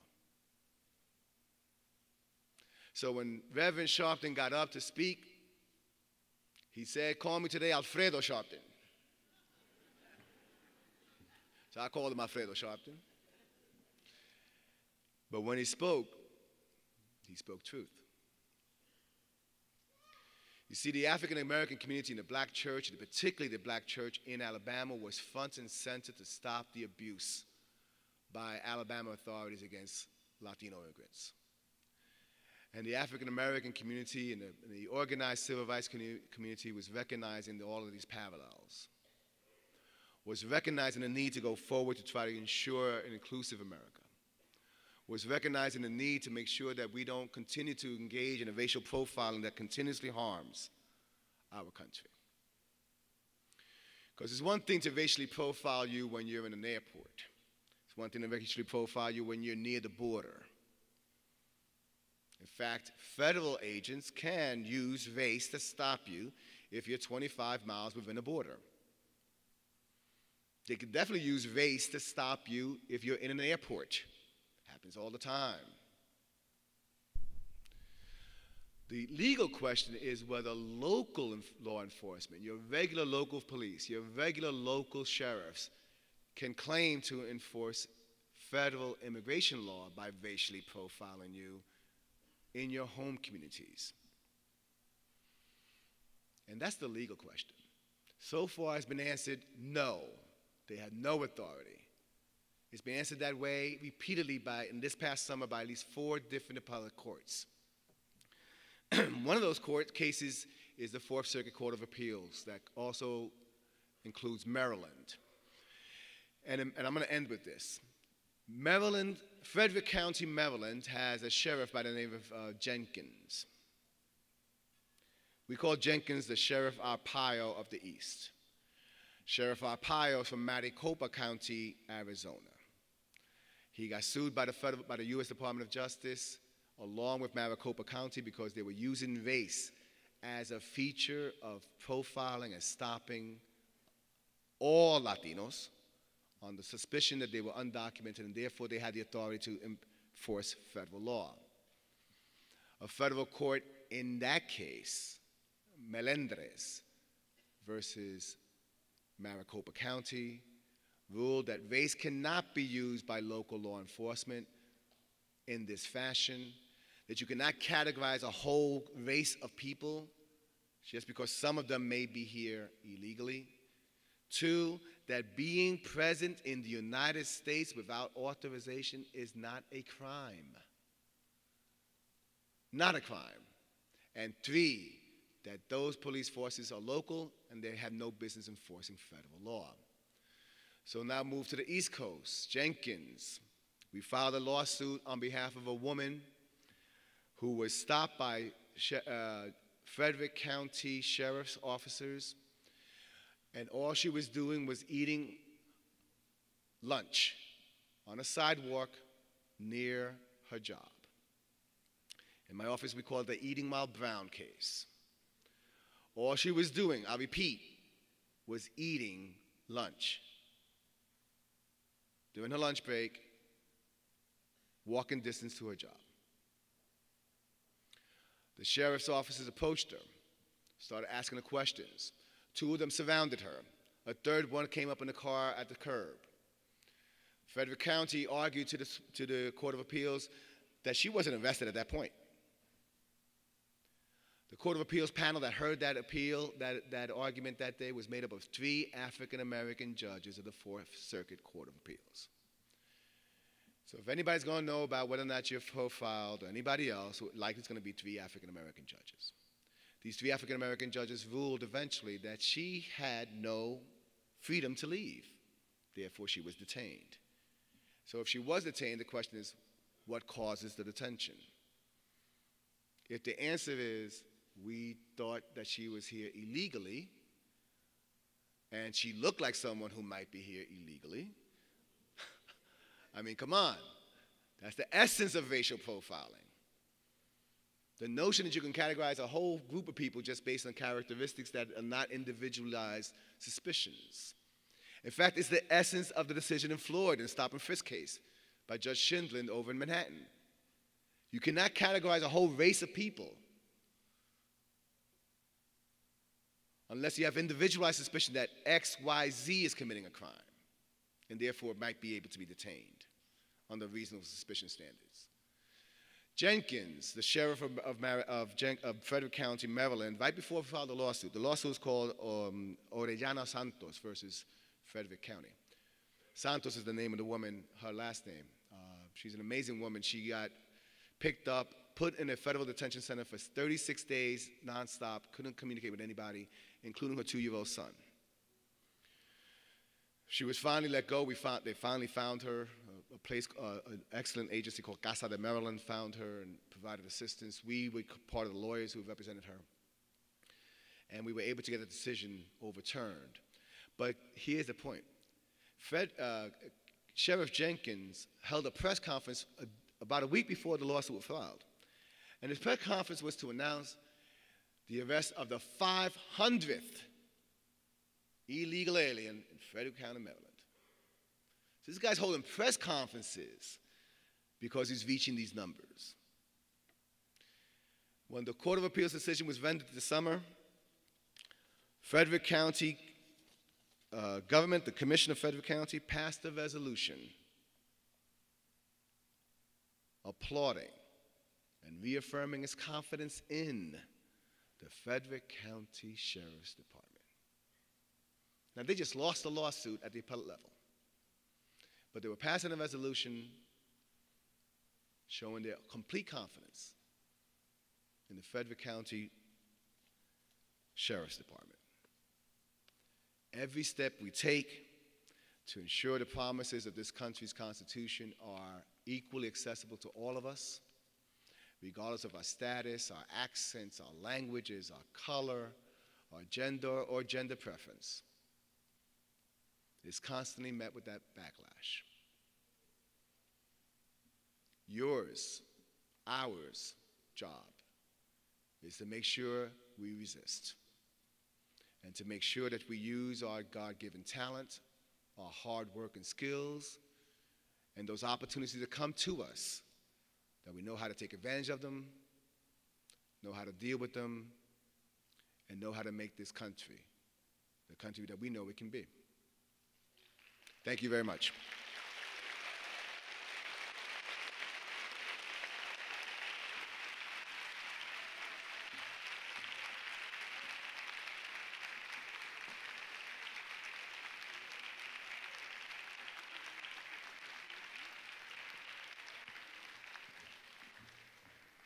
That was magnificent. You can tell why we invited Juan Cartagena to be our opening keynote speaker. I'd like to thank him so much, especially for drawing those parallels between the civil rights experience of African Americans and Latinos. Let's give him another round of applause for that great opening for our CUNY BMI conference.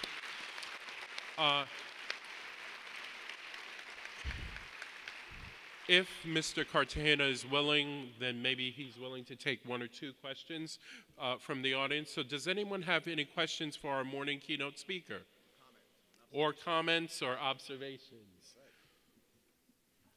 Yes, please. Yes,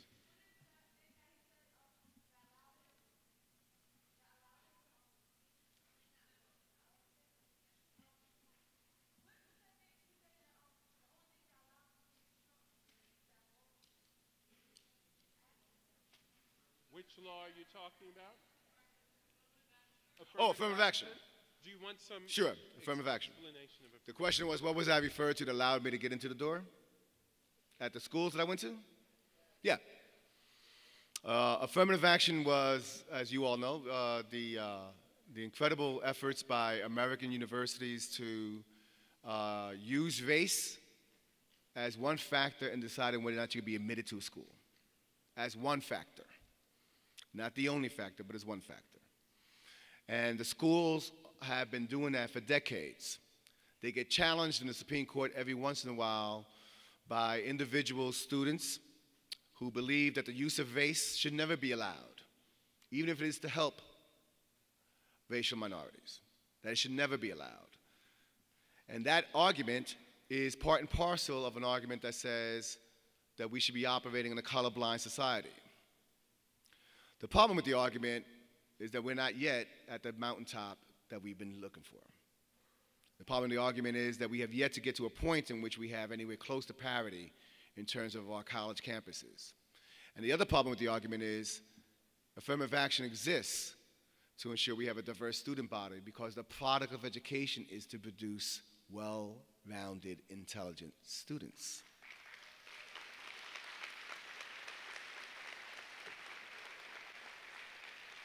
So I love talking about affirmative action. I mean, I would have been doing what I'm doing now no matter what, because I was convinced I was going to become a lawyer no matter what when I was a kid. I was one of those freaks. I knew I was going to be a lawyer when I was 5 years old. I didn't even know what a lawyer was, but I said, I'm going to be a lawyer. I used to watch TV all the time. I used to watch Perry Mason, just like Sonia Sotomayor in the Supreme Court. She used to say to me, my first lawyer I saw was Perry Mason on black and white TV. Well, Sonia and I are not that different in age. The first lawyer I ever saw was on black and white TV. There was no lawyer in my house, in my family. There was no college graduate in my family. I was the first one. But I kind of knew I was going to be a lawyer very early on. So I would have done it no matter what school allowed me in or out. But I'll tell you what, the fact that those two institutions, like so many others in this country, had opened doors for individuals who needed an opportunity is a testament not only to their commitment to racial diversity, but a testament to the struggle for civil rights, because they wouldn't even open those doors had it not been for the struggle of the civil rights movement. They wouldn't even open any doors. They were forced to. Now that they're forced to, we might as well take advantage. Thank you.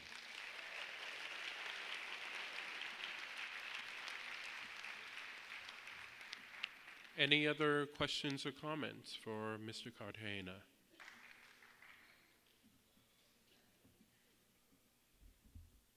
Good morning. Good morning. I just want to, my name is Damon Rodriguez, and I want to thank you. I was recommended to come here by a mentor, and I have experienced and touched a civil rights figure, Mr. Robert Carter. Very good, very good. Judge Carter. Judge Carter. He sentenced me to 17 years in prison, but I admired him, and I had correspondence with him. And my mother was a member of the Young Lord Party with Geraldo Rivera and Pablo Guzman from Channel 2 News. And I just wanted to thank you for coming to speak today. Thank you, sir. Excellent. Actually, thank you for being here. You know, with everything you just told us that you went through, The fact that you're here is a major testament to your commitment and to our collective commitment. Wish that the rest of the country would find a way to deal with prison reentry in a way that makes a lot of sense, right? I was just released in August. You just released in August?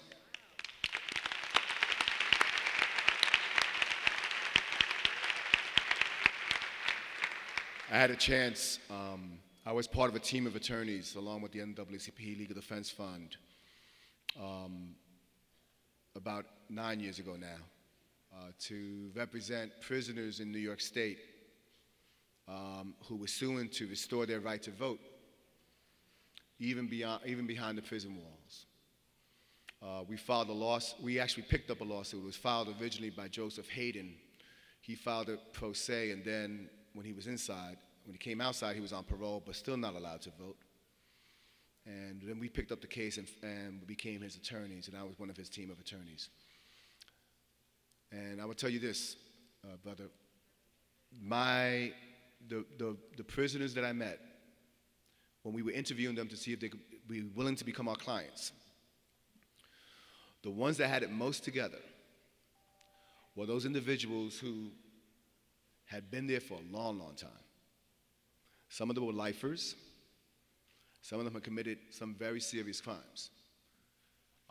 But they had the vision and the context of how their lives were affected by the larger societal issues that failed to deal with crime in this country. And they were our best clients. And they were the most educated ones. We ended up bringing that lawsuit. We couldn't win the issue under the Voting Rights Act. It had other benefits. We were able to change, as a result of that lawsuit, the way prisoners are counted in New York State for political power redistricting purposes. New York State would count those prisoners as if they were living in those upstate towns, and then take away political power from the downstate communities from which they came. So that law was changed, and we went to court to defend that law too. But the Hayden case is part and parcel of this larger struggle to restore the right to vote for people who commit crimes in the United States. I would tell you, and tell all of you, that it is the next frontier of voting rights struggle. It is a struggle we cannot forget. We may have lost that particular case, but we need to bring this thing back up. We need to bring it back up because the United States incarcerates more than anybody else in the whole world. We need to bring it back up because when it incarcerates more than anyone in the world per capita, it is depriving political power to the very communities that need it. I think it was Hayden, one of our clients, that said every time there's a busload that leaves up to upstate prison, there's a busload of votes. Those votes just left. The fact that we allow states to decide whether or not to give the vote to prisoners, and that every state can decide differently, is a hallmark of the biggest problem that we have. This notion that states' rights trump a federal norm. So Maine and Vermont might let you vote from your prison cell. Puerto Rico lets you vote from your prison cell. Canada lets you vote from your prison cell. Israel lets you do it. South Africa lets you do it. 48 states in the country do not. And every time I think about my interviews with those individuals behind the wall, it drives me crazy. It's something I try to work on to fix, but it's unfinished business. And damn it, if I don't wake up every day blessed that I'm doing the work that I do, committed to continue to do it, because it's unfinished work we got to do. That's what keeps me going. And brother, people like you keep me going. Thank you.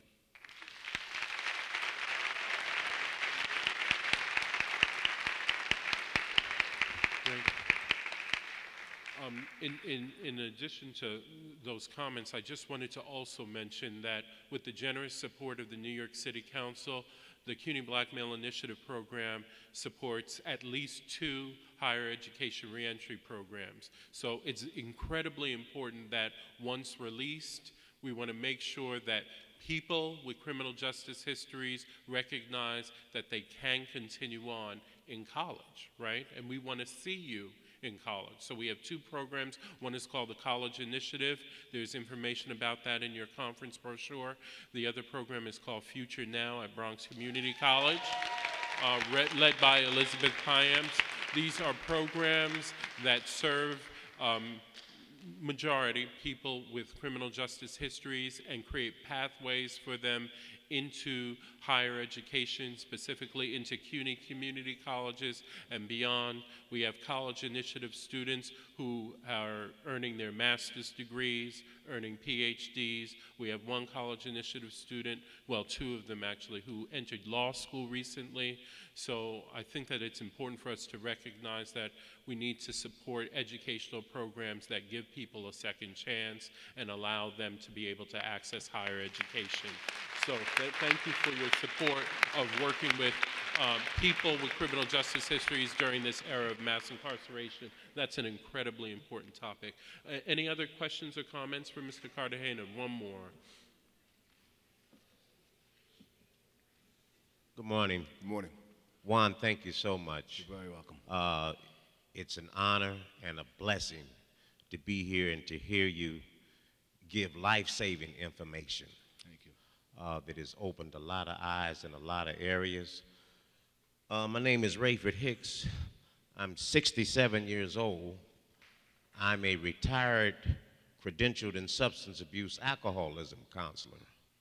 And my background pretty much, I'm originally from Harlem. I've been out here in the country for a few years. I mean, Queens. For a few years. And you were talking about the island, you know, and I always wanted to go to the island, you know, but I ended up on the wrong island, Rikers Island, you know, as a result of addiction, behavior, attitude, a way of thinking, following what I thought was hip, slick, and cool, and it caused me a lot of hurt and pain and shame and embarrassment and guilt, not only to myself, but to my family and to my loved ones. So I'm a volunteer today for the LaGuardia Community College Justice Program. All right.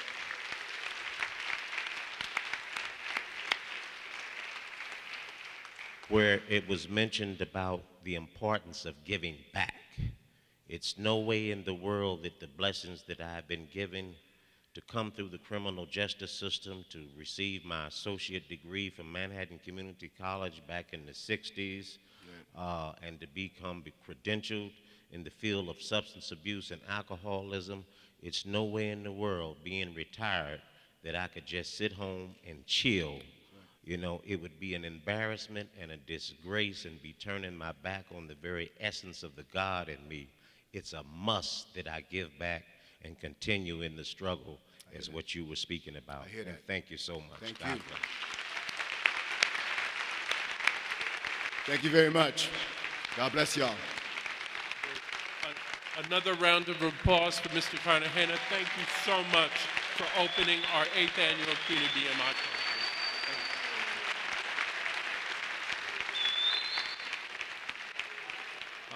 As I mentioned before, we had representatives from the New York City Council who were going to come and give welcoming remarks. Councilmember Comrie, who's going to be serving on one of our panels this morning, has come, and he has been a supporter of our CUNY BMI program for years, since the inception of the program. He represents the district in Southeast Queens, of which York College is a part. He's been a steadfast supporter of our CUNY BMI program in the New York City Council, and quite simply, our program would not have the funding to go on without the support of progressive city council members like Councilmember Comrie. So thank you so much for being here. Let's give Councilmember Comrie some warm welcome. Thank you. Good morning, everyone.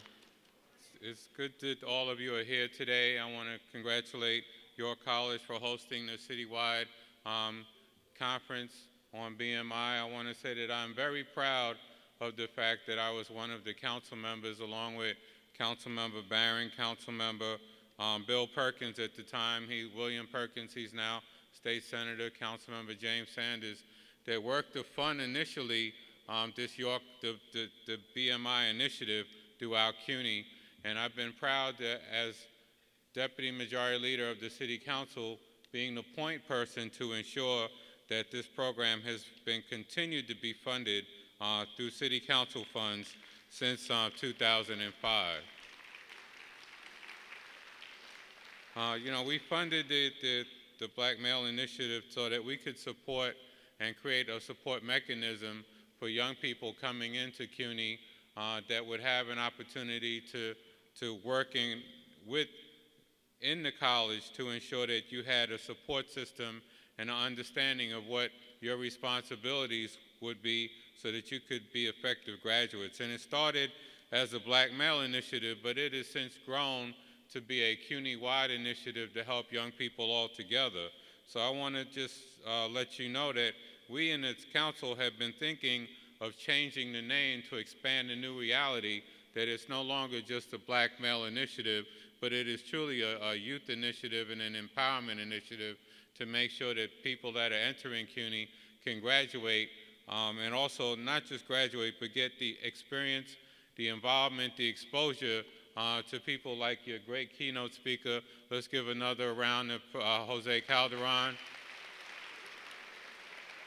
So that you could have that exposure, so that you could know that there are many people that are successful, so that you can be successful as well. And that is what the initiative is for. So I'm just glad that I was able to continue to fund it. Even though I am moving out of office, I will continue to make sure that the new administration understands the need to ensure that we have this initiative and that it should be baseline in the initiative where they don't have to worry about getting it funded every year. So I just want to congratulate Jonathan Quash again for ensuring that this program, it has an excellent set of events today and opportunities for you to get to, and I know that we're running behind schedule, so I'm going to let them get back on schedule so that you can attend the workshops. But please, whatever you do, continue to network, continue to outreach, continue to do everything you can to make sure that you're a successful person. Thank you very much and enjoy the rest of the day.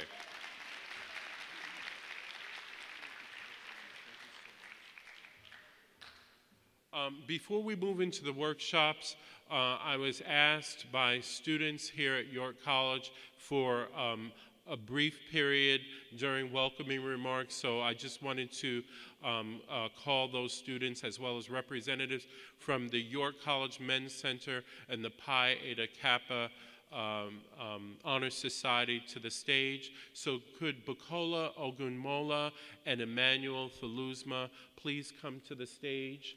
I believe the students associated with the York College Men's Center, the York College Male Initiative, and the Pi Eta Kappa Honor Society have a short presentation that they would like to give.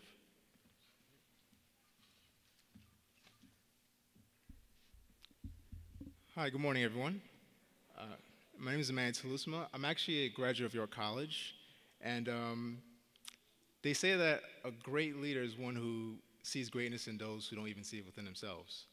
And I actually owe a lot to Jonathan Quash. If it wasn't for him, I wouldn't be the man I am today. And that's something I hope to instill with the students that I work with.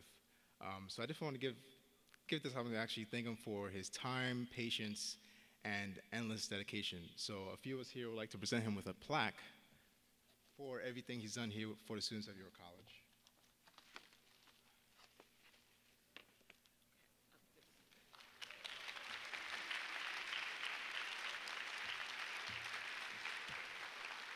Oh, thank you, Mr. Quash, if you could come on stage. On behalf of the CUNY BMI, the CUNY Black Male Initiative, the York College in whole, Pi Eta Kappa, the York College Men and Women's Center, we would like to thank Jonathan Quash for always being a dedicated and motivating leader. We truly appreciate all that time and energy that you put into every student and every project that you're involved in, and we just wanted to take this moment and say thank you.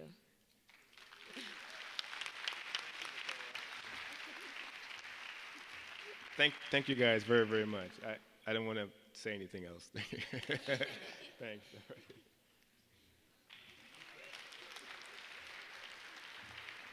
He's being much too modest, but he has been an extraordinary leader on this York College campus. There are many students from underrepresented populations, particularly African American and Latino males, who have received his counsel over the course of years. He's turned the York College Men's Center into from a very small program on this campus into a full-fledged student development program, and there are many students on this campus who are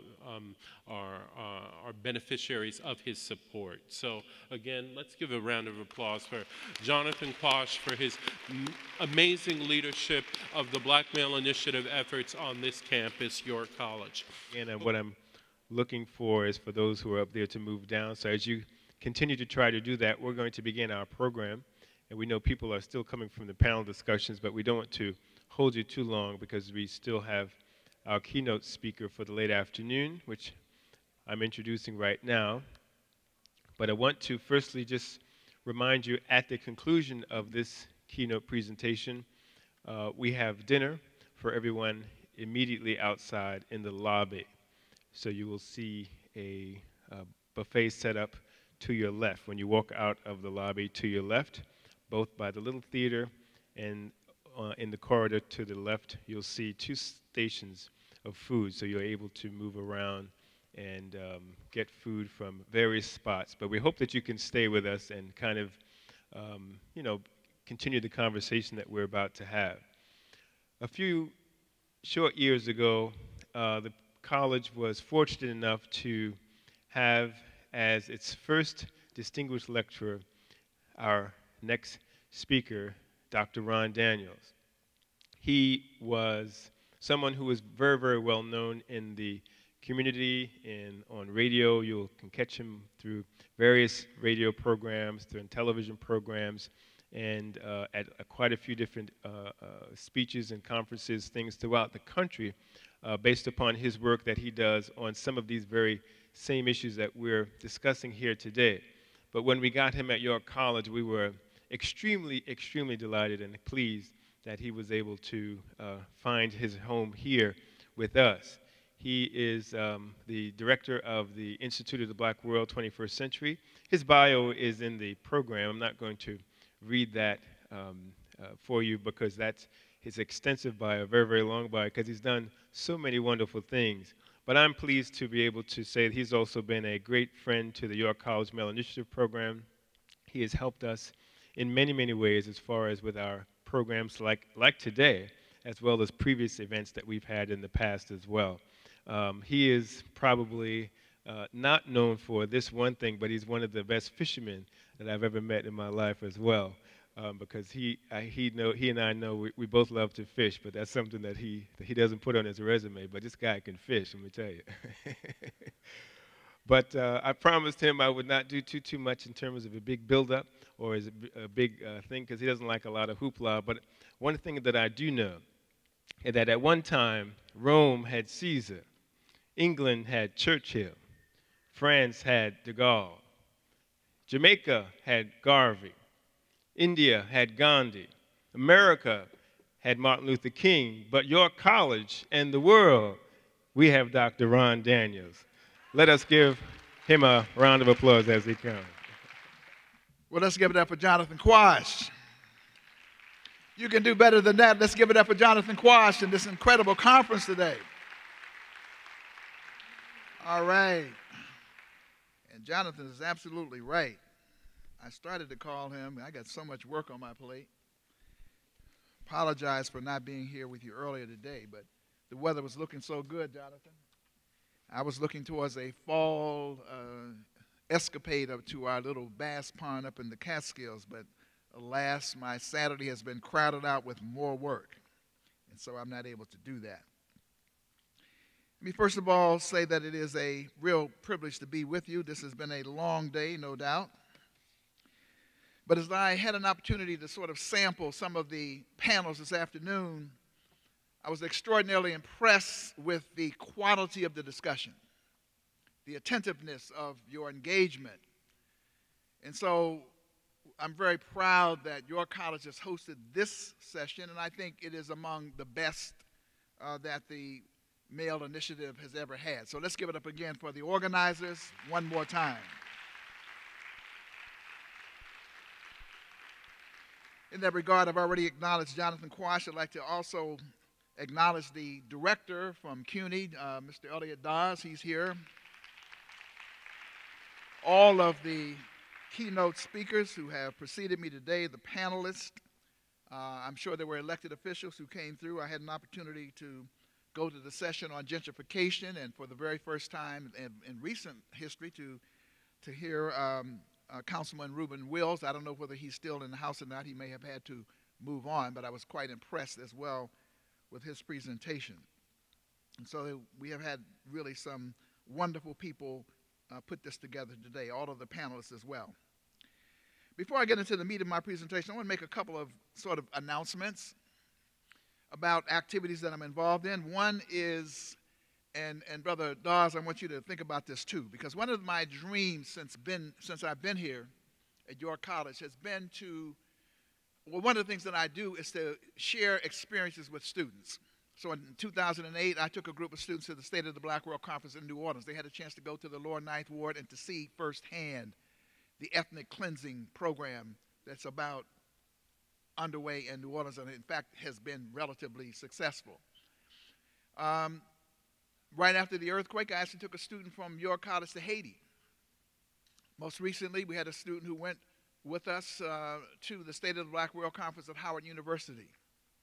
And last year, I fulfilled a dream because every year I go to Selma, Alabama for the annual Bridge Crossing Jubilee that commemorates the Bloody Sunday, where civil rights marchers, including John Lewis and many others, attempted to make their effort to go to Montgomery to fight for the right to vote and were brutally beaten back. And I go there for a sense of renewal. And I particularly think it's important for our students to go to that. So I'm saying today, I'm announcing today, we took about 5 students from York last year. I'm hoping to take 20 from York this year, but I'd like to see it be CUNY-wide. I'd like to be able to see students from all over the CUNY system be a part of this pilgrimage to Selma. So I'm just putting that out there for you to chew on as well. Secondly, and I'll be talking about Trayvon a bit in my presentation, I'd like for you all to write down this website, ibw21.org, www.ibw21.org. That is the website for the Institute of the Black World 21st Century. On that website, we have a campaign which is called Boycott Florida. It is our view that in order to get justice in the Trayvon Martin case, which means that we should really attempt to repeal, as Stevie Wonder said, he said we need to abolish the Stand Your Ground laws, which were not necessarily a part of the case, but are really the broad pretext under which Zimmerman was actually profiling Trayvon Martin, that those laws need to be repealed.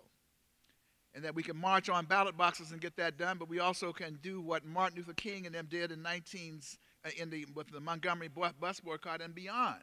We can also cut off the economic lifeline in terms of tourism to that state. So there's a petition on the site. We'd like for you to sign up for that and to be involved in that campaign. Lastly, I'd like to say that, yes, I occasionally do radio. In fact, I was trying to get some help with my computer today, and the young lady said, I hear about you being on radio and whatever. I'm an occasional talk show host. I don't have a regular show. I come in from the bullpen. I relieve people when they are tired, need to go on a vacation or whatnot. And I do that for the WWRL morning show from 6 to 9 with Mark Riley. Some of you may listen. Some of you probably are so exhausted from all of the studying that you're doing that you don't get up that early. But if you just happen to get up from 6 to 9 in the mornings, then I'm occasionally on Mark Riley's show. And I will be doing that show on the 20th, 21st, and 28th of this month. So the professor, that is my radio handle, and I'm always proud to say I'm from York College as a part of the CUNY system. I'll be holding the fort down on the Mark Riley show on WWRL 1600 AM on those 3 mornings, the 20th, 21st, and 28th. Having said that, let me just again congratulate all of you, the participants, for being here today, because as I said earlier, I noted a sense of seriousness of the deliberations which I think is profoundly important. And it is important because we live, the subject matter of this conference is important. Question of law and justice and discrimination and issues of how do we move forward around race. But it's also because we live at a very critical point in American history. And to have students from all across the CUNY system come and engage in serious deliberations is in and of itself extremely encouraging. So again, I want to applaud you for taking the time today to be here. Now, what I intend to talk about, and let me first of all disclaim that I'm a lawyer. I'm not a lawyer. Much of this has been about legal talk. I'm not a lawyer, but I did have the privilege of being the executive director of the Center for Constitutional Rights, in fact, the first African American to hold that post for 12 years. So I manage lawyers, even though I'm not a lawyer. So I just wanted to make that disclaimer because I may not be able to do all the fine points of the legal stuff. But I am a social critic, a social philosopher, if you will, that understands, I think, a bit about the law. The second thing, so my theme for today quickly is going to be what you need to know as a black man in the 21st century, a call to action. And let me quickly say that I'm focusing it around black men, not because to the exclusion of others, because historically I was formerly the executive director of the National Rainbow Coalition, which of course is an umbrella organization for all of the rainbow is the rainbow, black, red, yellow, brown, and white. I was an executive director of that. The Center for Constitutional Rights is a multiracial organization, so this is not about exclusivity in the sense that I am not aware of the kinds of oppressions that other groups have. But it is to come out of my own unique experience in terms of the black freedom struggle. And it is also because it is the case that when you talk about race, for real, that there is a black to white continuum, if you will, that people often ignore and don't want to often talk about. In the black community back in the day, we used to say something like this: if you white, you're all right, yellow, mellow, brown, stick around, but black, get back. Now, some of the older persons in the audience will recognize that, and I see some nods on that. Now why is that important? Because in the nature of this insane social construct that was built, because it is just that, and there's no such thing in reality as race, it's an absurd construction. But as it has become embedded into the culture and consciousness, it is based on this notion of a racial continuum, from inferiority to superiority, or superiority to inferiority.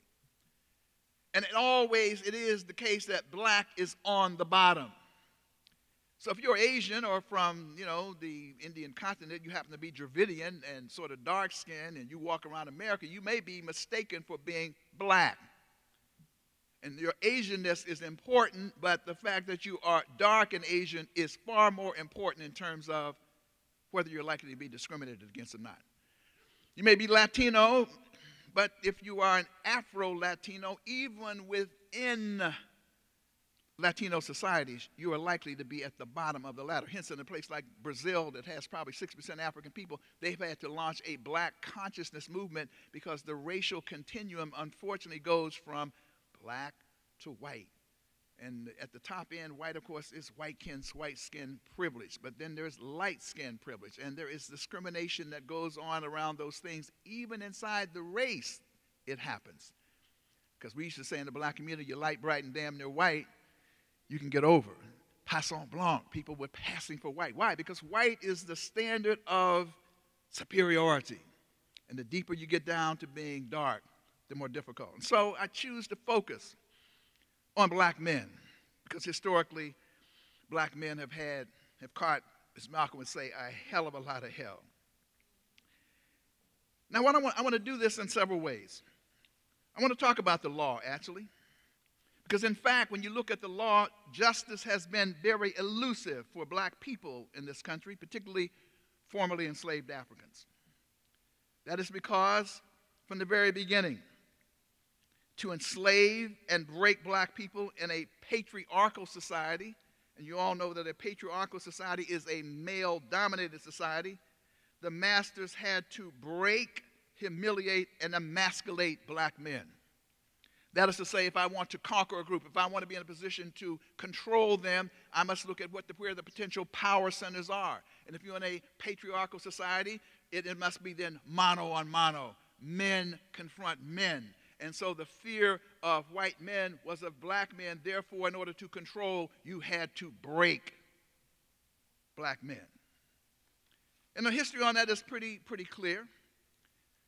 From the very beginning, also, and I'll talk a little bit more about the concrete examples, but we also want to say from the very beginning, you should understand in terms of the law, because we were just talking about law, and even though I disclaim being a lawyer, we have to look at law a little bit.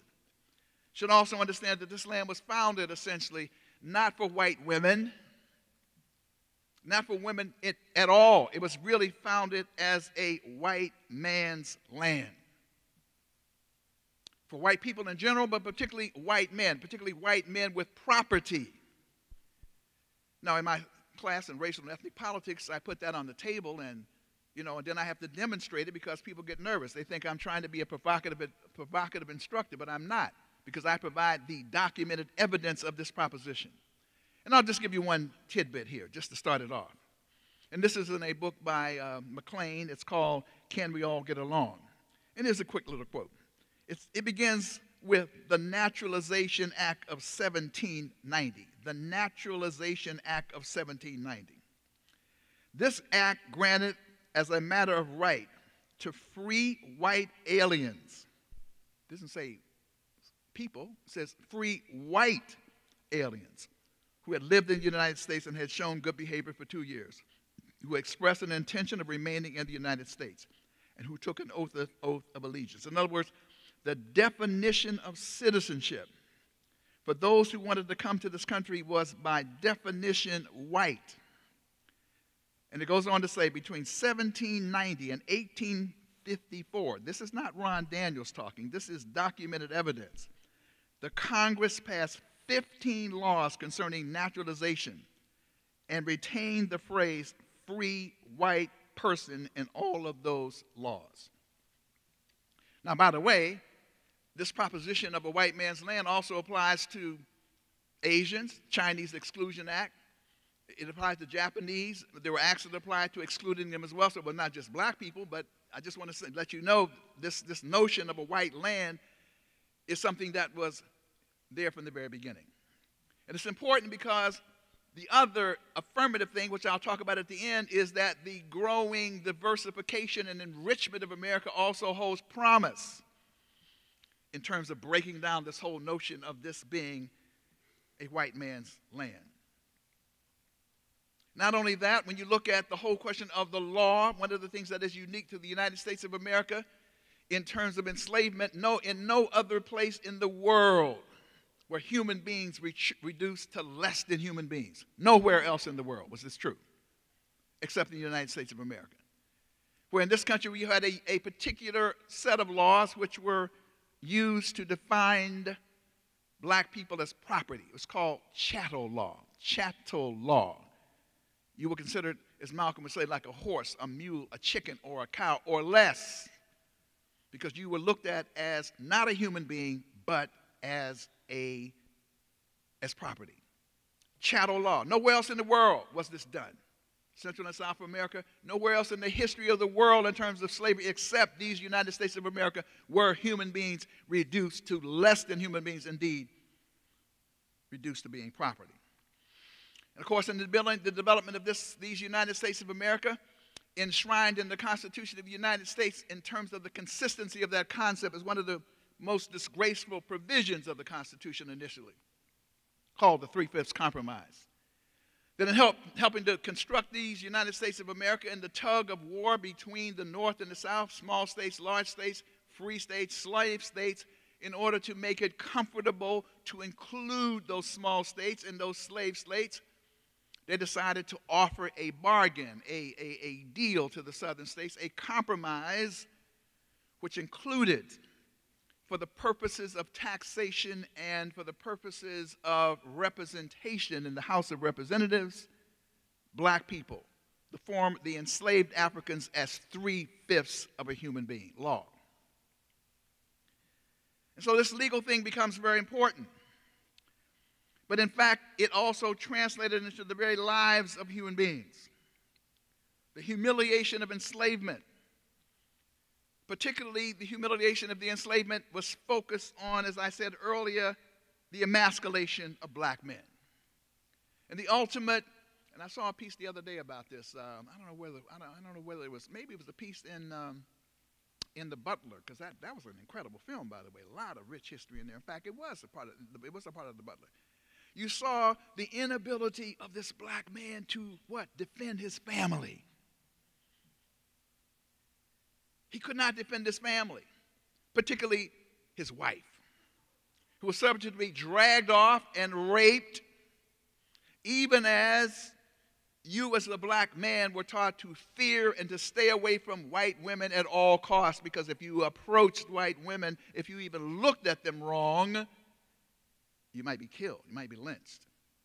This is the ultimate humiliation, particularly within a patriarchal society where the man is defined as the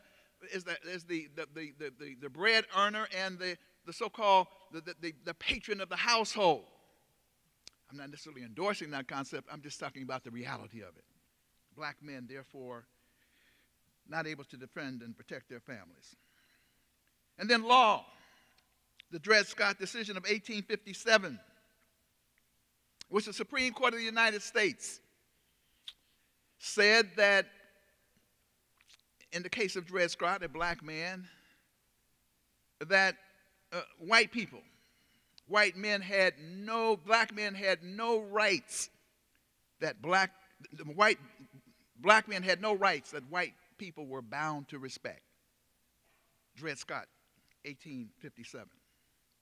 This is an incredible part of the history of the legal and customary oppression of black people in general, but black men in particular.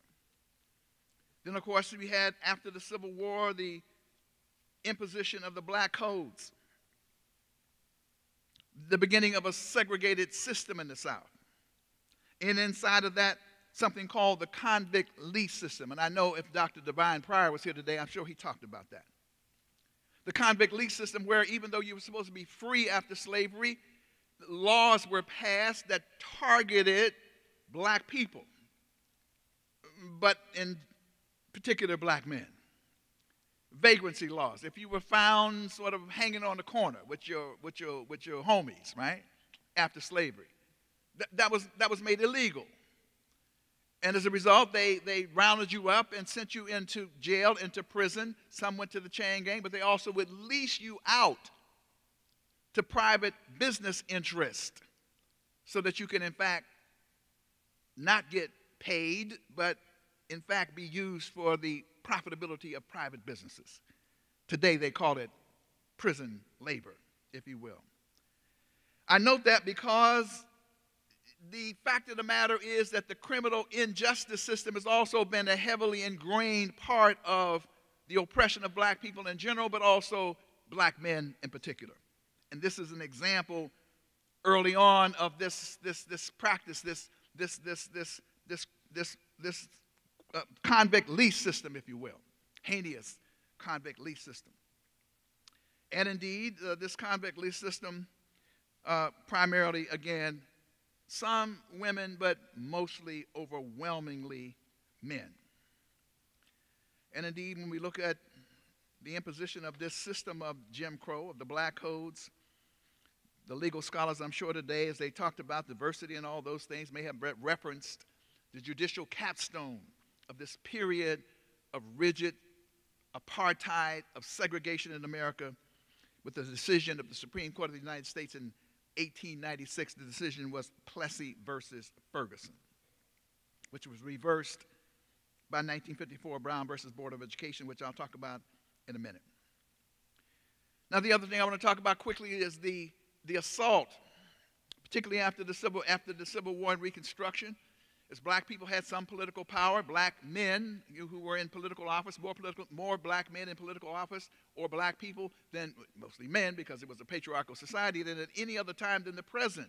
Black people as governors, black people as senators, congresspeople, sheriffs, all kinds of political power. But black people were driven away from that power the emergence of the Ku Klux Klan, the Knights of the White Camellia, the White Brotherhood. And they were driven away through terror and intimidation and lynching. One of the things that's not often talked about is the tremendous number of black men who were lynched. And you don't see, I'm sure there's some cases of it, you don't see you don't see black women being lynched. You see black men being lynched. Why? Because the assault is on the black man. And very often what you saw too was their genitals being ripped out, because there's this whole thing about this black man, this avaricious, want to get to the white woman fear factor. In fact, Emmett Till much later was brutally beaten, and some of you are aware of the Emmett Till case. This is much later, because he was what? Supposedly recklessly eyeballing a white woman. World War II, because one of the other things that's an irony is, in the session on diversity, there was a lot of discussion about ironies. The American Revolution, it is argued that the first person to perhaps fall in that war, the Revolutionary War, was a black man. Black people have always been willing to fight for this country, even when this country was unwilling to embrace us. 5,000 fought in the American Revolution. Thousands fought in the Civil War when it became clear that you could strike blows for your own freedom. And in World War I, black men went off to war. Even though they couldn't fight under the American flag, they still went. And when they came, they went off to save the world from Kaiser Wilhelm, the German horde, if you will. And when they returned in 1919, in what was called the Bloody Sunday, the Bloody Red Summer of 1919, they were brutally gunned down by the hundreds in the streets across these United States of America in their uniforms. Black men under assault. Fast forward, because we cannot go over the whole history of the United States in the course of a 40-minute or 50-minute, whatever it is, lecture. Today, what do we see? The war on drugs. The war on drugs.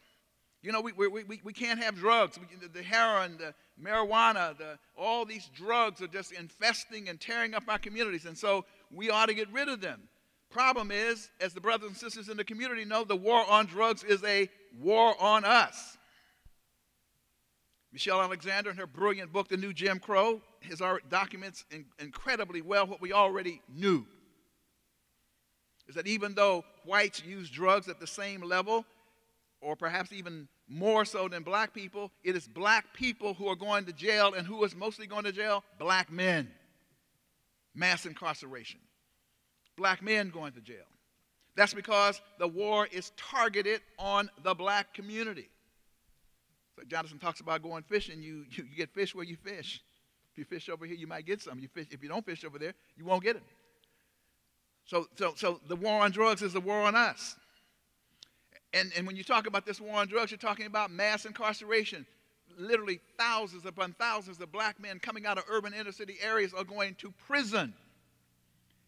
And the reality of that is that this nation, and I don't have time to sort of fill you in on the whole deal, is that we had a civil rights revolution that pushed forward, but there was a white backlash against that, as many people in the white community unfortunately began to believe that black people were getting too much progress, that progress was encroaching on the rights of white people, even though almost all of the social programs, whether it was food stamps, whether it was the poverty program, models, all of these programs really, in a majority sense, benefited far more white people than they did black people. But the image was that these programs benefited black people. So therefore, there was an assault on these programs. So the civil rights movement, in its economic sense, was never, ever fulfilled. In fact, programs were pulled from the black community. And you had deindustrialization. So the kind of jobs we used to have in the black community, in fact, for poor people in general, do not exist anymore. So work has disappeared. As a result, you have a combustible cauldron of dysfunction in many urban areas and across this country, what I call America's dark ghettos. Instead of this nation finishing the unfinished civil rights, human rights agenda, dealing with racial, social, and economic equality, we got the war on drugs. hurling our people off into prison. Session today was on reentry. So you go off into prison. In fact, you don't even have to go to prison. If you're arrested, I want you to hear this. You don't have to go to prison if you are simply arrested and even found innocent. That arrest is on your record. So now when you go to see the employer, you have what on your record? An arrest record. And if you go to jail for real, you come back, even if it's a nonviolent offense, you now can't get certain kinds of jobs because you are now a formerly incarcerated. They won't call you formerly incarcerated. They'll say you're an ex-convict. I say formerly incarcerated person. So it's a trap, a treadmill, where our young black men, and yes, Latino men too, are trapped in terms of this war on drugs. And in a real sense, let me just also say, and so therefore there's violence and fratricide in the black community, which is very painful. Very painful. Every day, Chicago, here in the city of New York, New Orleans, you hear these tales, these stories of black people, you know, the gunfire, the death and destruction, mothers and fathers, you know, crying out because of the death of their children, which needs to stop. But in order to stop it, it's not just about marching. It's to understand also the tremendous reality of joblessness in the black community.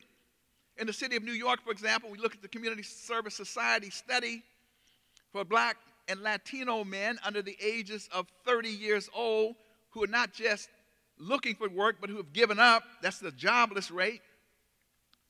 The jobless rate for black men in the city is 50%. Let me say that again. 50%, half black men in this city under the age of 30 are jobless. They are unemployed and or have given up looking for work because there is no work. 40% for Latinos. What do you expect to happen under those circumstances, except for this unfortunate, tragic internal explosion?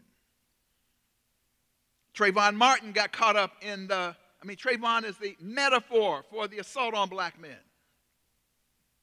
The image in the media of the creation of what? The dangerous black man who's coming to get you. All the laws that are being passed, they sound perfectly okay. And we just want to be able to defend ourselves against crime. But the image of crime almost inevitably is of who? Of black and brown people. These dangerous people out there. Problem is that everybody who wears a hoodie or everybody who's sagging or everybody who just happens to be black or brown, but mostly I'm dealing with black people today, you are automatically a suspect. So in the city of New York for years and years and years and years, thrown up against the wall, stopped and frisked simply because of the color of your skin.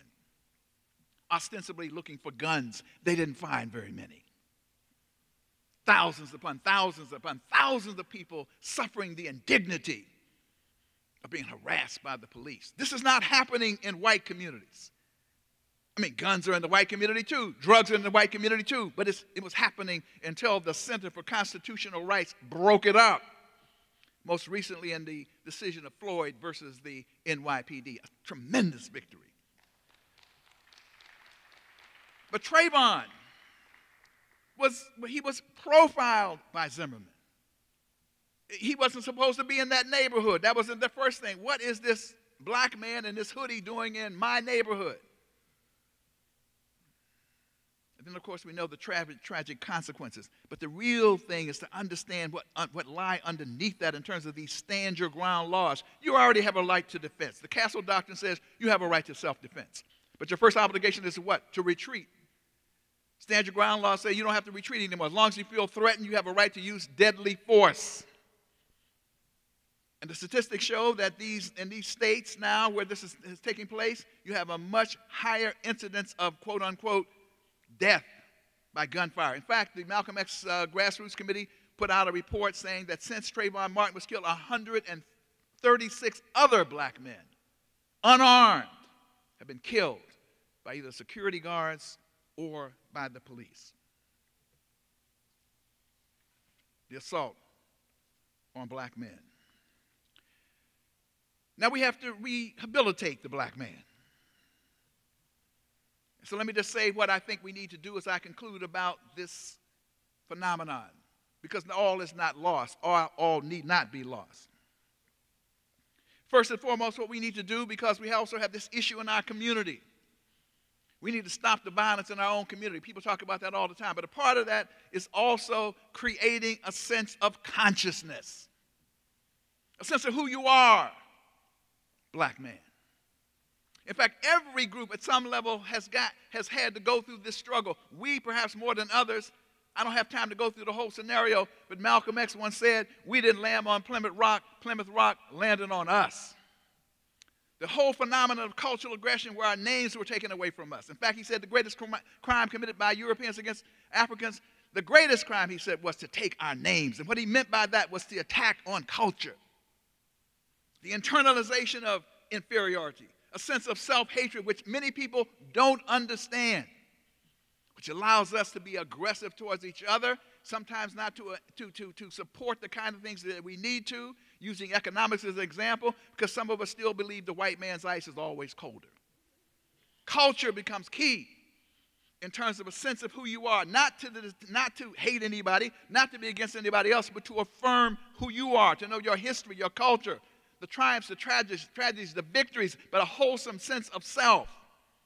Much missing within our community, and we've gone through a lot of this. I mean, we had the 60s and the Harlem Renaissance and whatever, but we still find today, studies are being done today, which is unbelievable, that young black kids, when given the choice between the white doll and the black doll today, overwhelmingly still choose the white doll, which says something about a sense of inferiority that we've yet to overcome.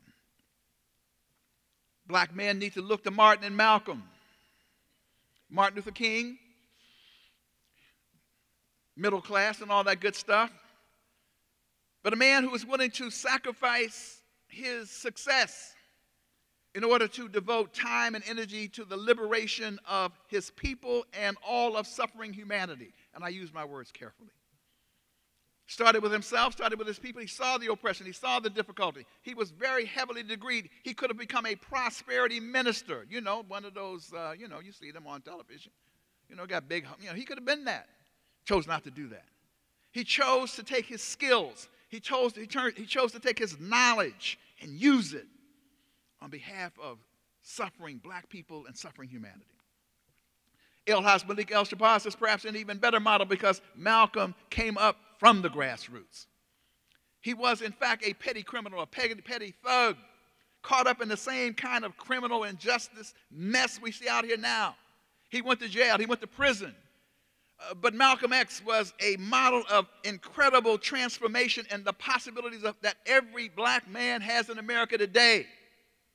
Doesn't apply to you folks in the audience here because y'all are in college already, but there are many of our brothers and sisters out there that we need to touch who need a sense of hope. And Malcolm, in some ways, epitomizes that because when he got to prison, of course, he was, he encountered the Nation of Islam. That was an inspiration. He read every book in the prison library, every one of them. He went through the entire dictionary to understand the meaning of words.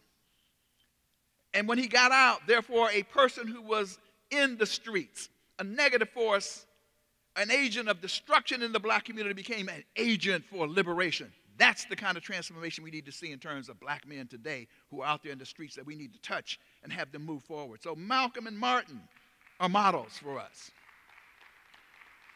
The other thing that we have to do, black men, is we have to reject patriarchy. Let me say that very loud. We have to reject patriarchy.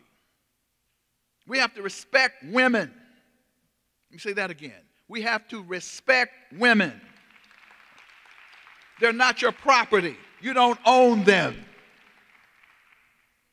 How could you be a patriarch in the face of Sojourner Truth?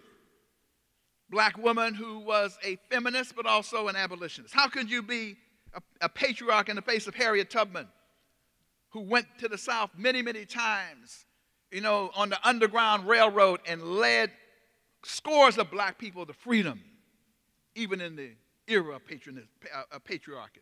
And she said, look, I could have freed a whole lot of more if they had just known they were slaves. But some people didn't want to go.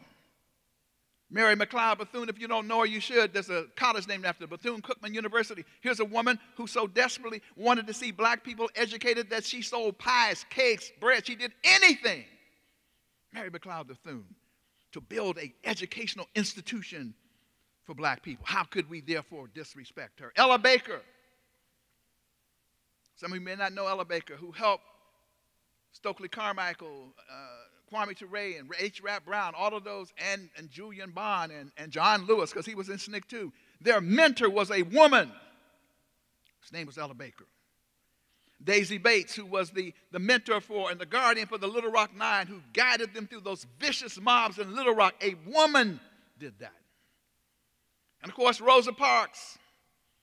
You know, that was an accident. Rosa Parks was prepared for that moment. Rosa Parks, who sat on that bus on behalf of not just black women, but black men as well. How could we therefore disrespect? Fannie Lou Hamer, a uneducated, a brilliant woman, a clock keeper on a plantation in Mississippi who proclaimed, "I'm sick and tired." She had no education. One of the most powerful black women the world has ever known, the simple as in plain woman from Ruleville, Mississippi. I'm sick and tired of being sick and tired. Put her in prison one time in the jail. They made a black man beat her on threat of being killed himself. 1964, she went to the Democratic National Convention, and the whole world saw this unlettered but sophisticated, articulate black woman stand up for black people and suffering humanity, Fannie Lou Hamer. And of course, that bad sister who's up in the White House now called Michelle Obama. I mean, that's a bad sister up in there, Michelle Obama, all right? So how could we allow ourselves, with our mothers, our sisters, our aunts, and our grandmothers, to be out here calling our women bitches and hoes? How could we do that?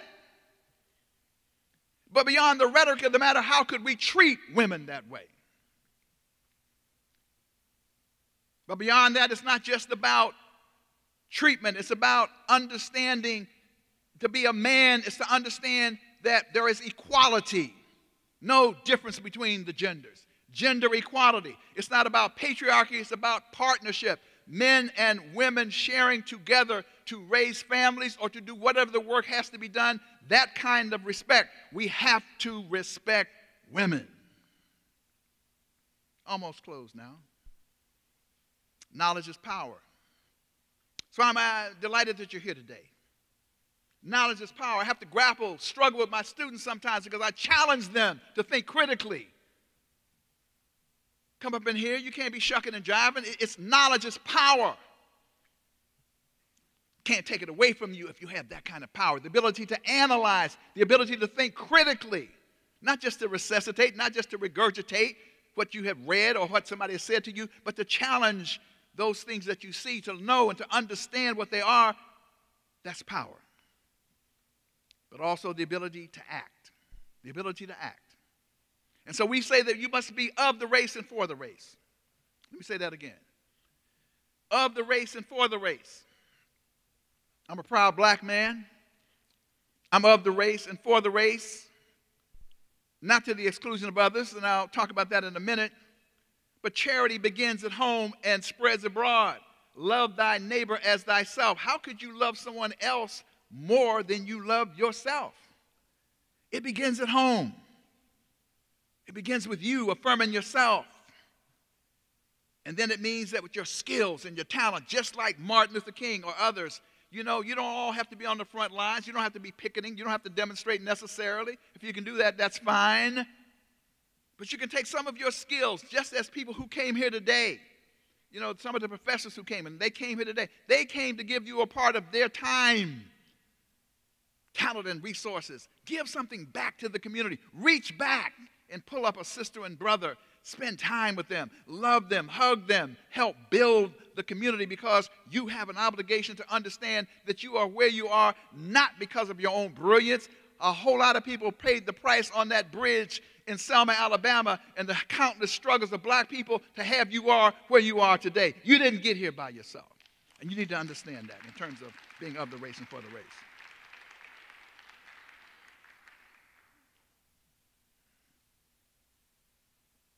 Student activism, I think, is important. Google this brother. His name is Philip Agnew. Courageous group of students in Tallahassee, protesting the Stand Your Ground laws, took over the governor's office, because people are always talking bad about the young people, these young dream defenders. Y'all heard of them? The dream defenders. Took over the governor's office for, 30 days. But one of them in particular, you need to watch him. Go check this brother out, Philip Agnew. Bad young brother. Some say he may be the next Martin. Young, strong, visionary, courageous. That's what we want you to be. So in conclusion, to be a black man is to be fully conscious, liberated, developed, self-respecting as a human being. As a human being, because at the end of the day, though race may matter, we are all human beings. And at the end of the day, when you look at and study the tradition of black people, whether it's Malcolm, Martin, Fannie Lou Hamer, any of them, it has never, ever been the case that black people in the mainstream of the political thought of our people have been just for ourselves. We've always fought. When Native Americans did not have a voice, the Congressional Black Caucus became that voice. Even as Latinos began to gain power, read the history, we said black power, Latinos begin to say what? Brown power. The impact of a struggle. Berlin Wall collapses over there, they sing what? We shall overcome. We've always been a people who look to ourselves, we must liberate ourselves, but our vision has always been to liberate all of oppressed humanity. Everybody, no group of people anywhere should be oppressed. In fact, Martin Luther King said, what oppression anywhere is an enemy, an adversary to justice everywhere. That is the spirit of which we come. We begin with ourselves, but at the end of the day, we seek to liberate all. So it is about really, ultimately, a vision of a new America. Black people are at the main, in the forefront of that struggle, in the main heart of it, and we dare not betray our tradition, if you will. I think that's why we're here. But when we veer off track, when we start acting like, selfishly and for our own self and forget who we are, then we will just become like the people who are running this. We'll become one of the 1%. We'll have no values. In fact, Martin Luther King at the end of his life was talking about what? A revolution of values. It's not about just making profit or just having property, and nobody's opposed to that. But that's not the most important thing in life. Because now what we have is a society that values profit over people. And we don't need that. So go back and read Martin Luther King carefully. That's why he was killed, because he was pushing for a revolution of values. I close with this prayer, a sefer written by a friend of mine in New Orleans that says something like this. May we always remember those who have gone before us.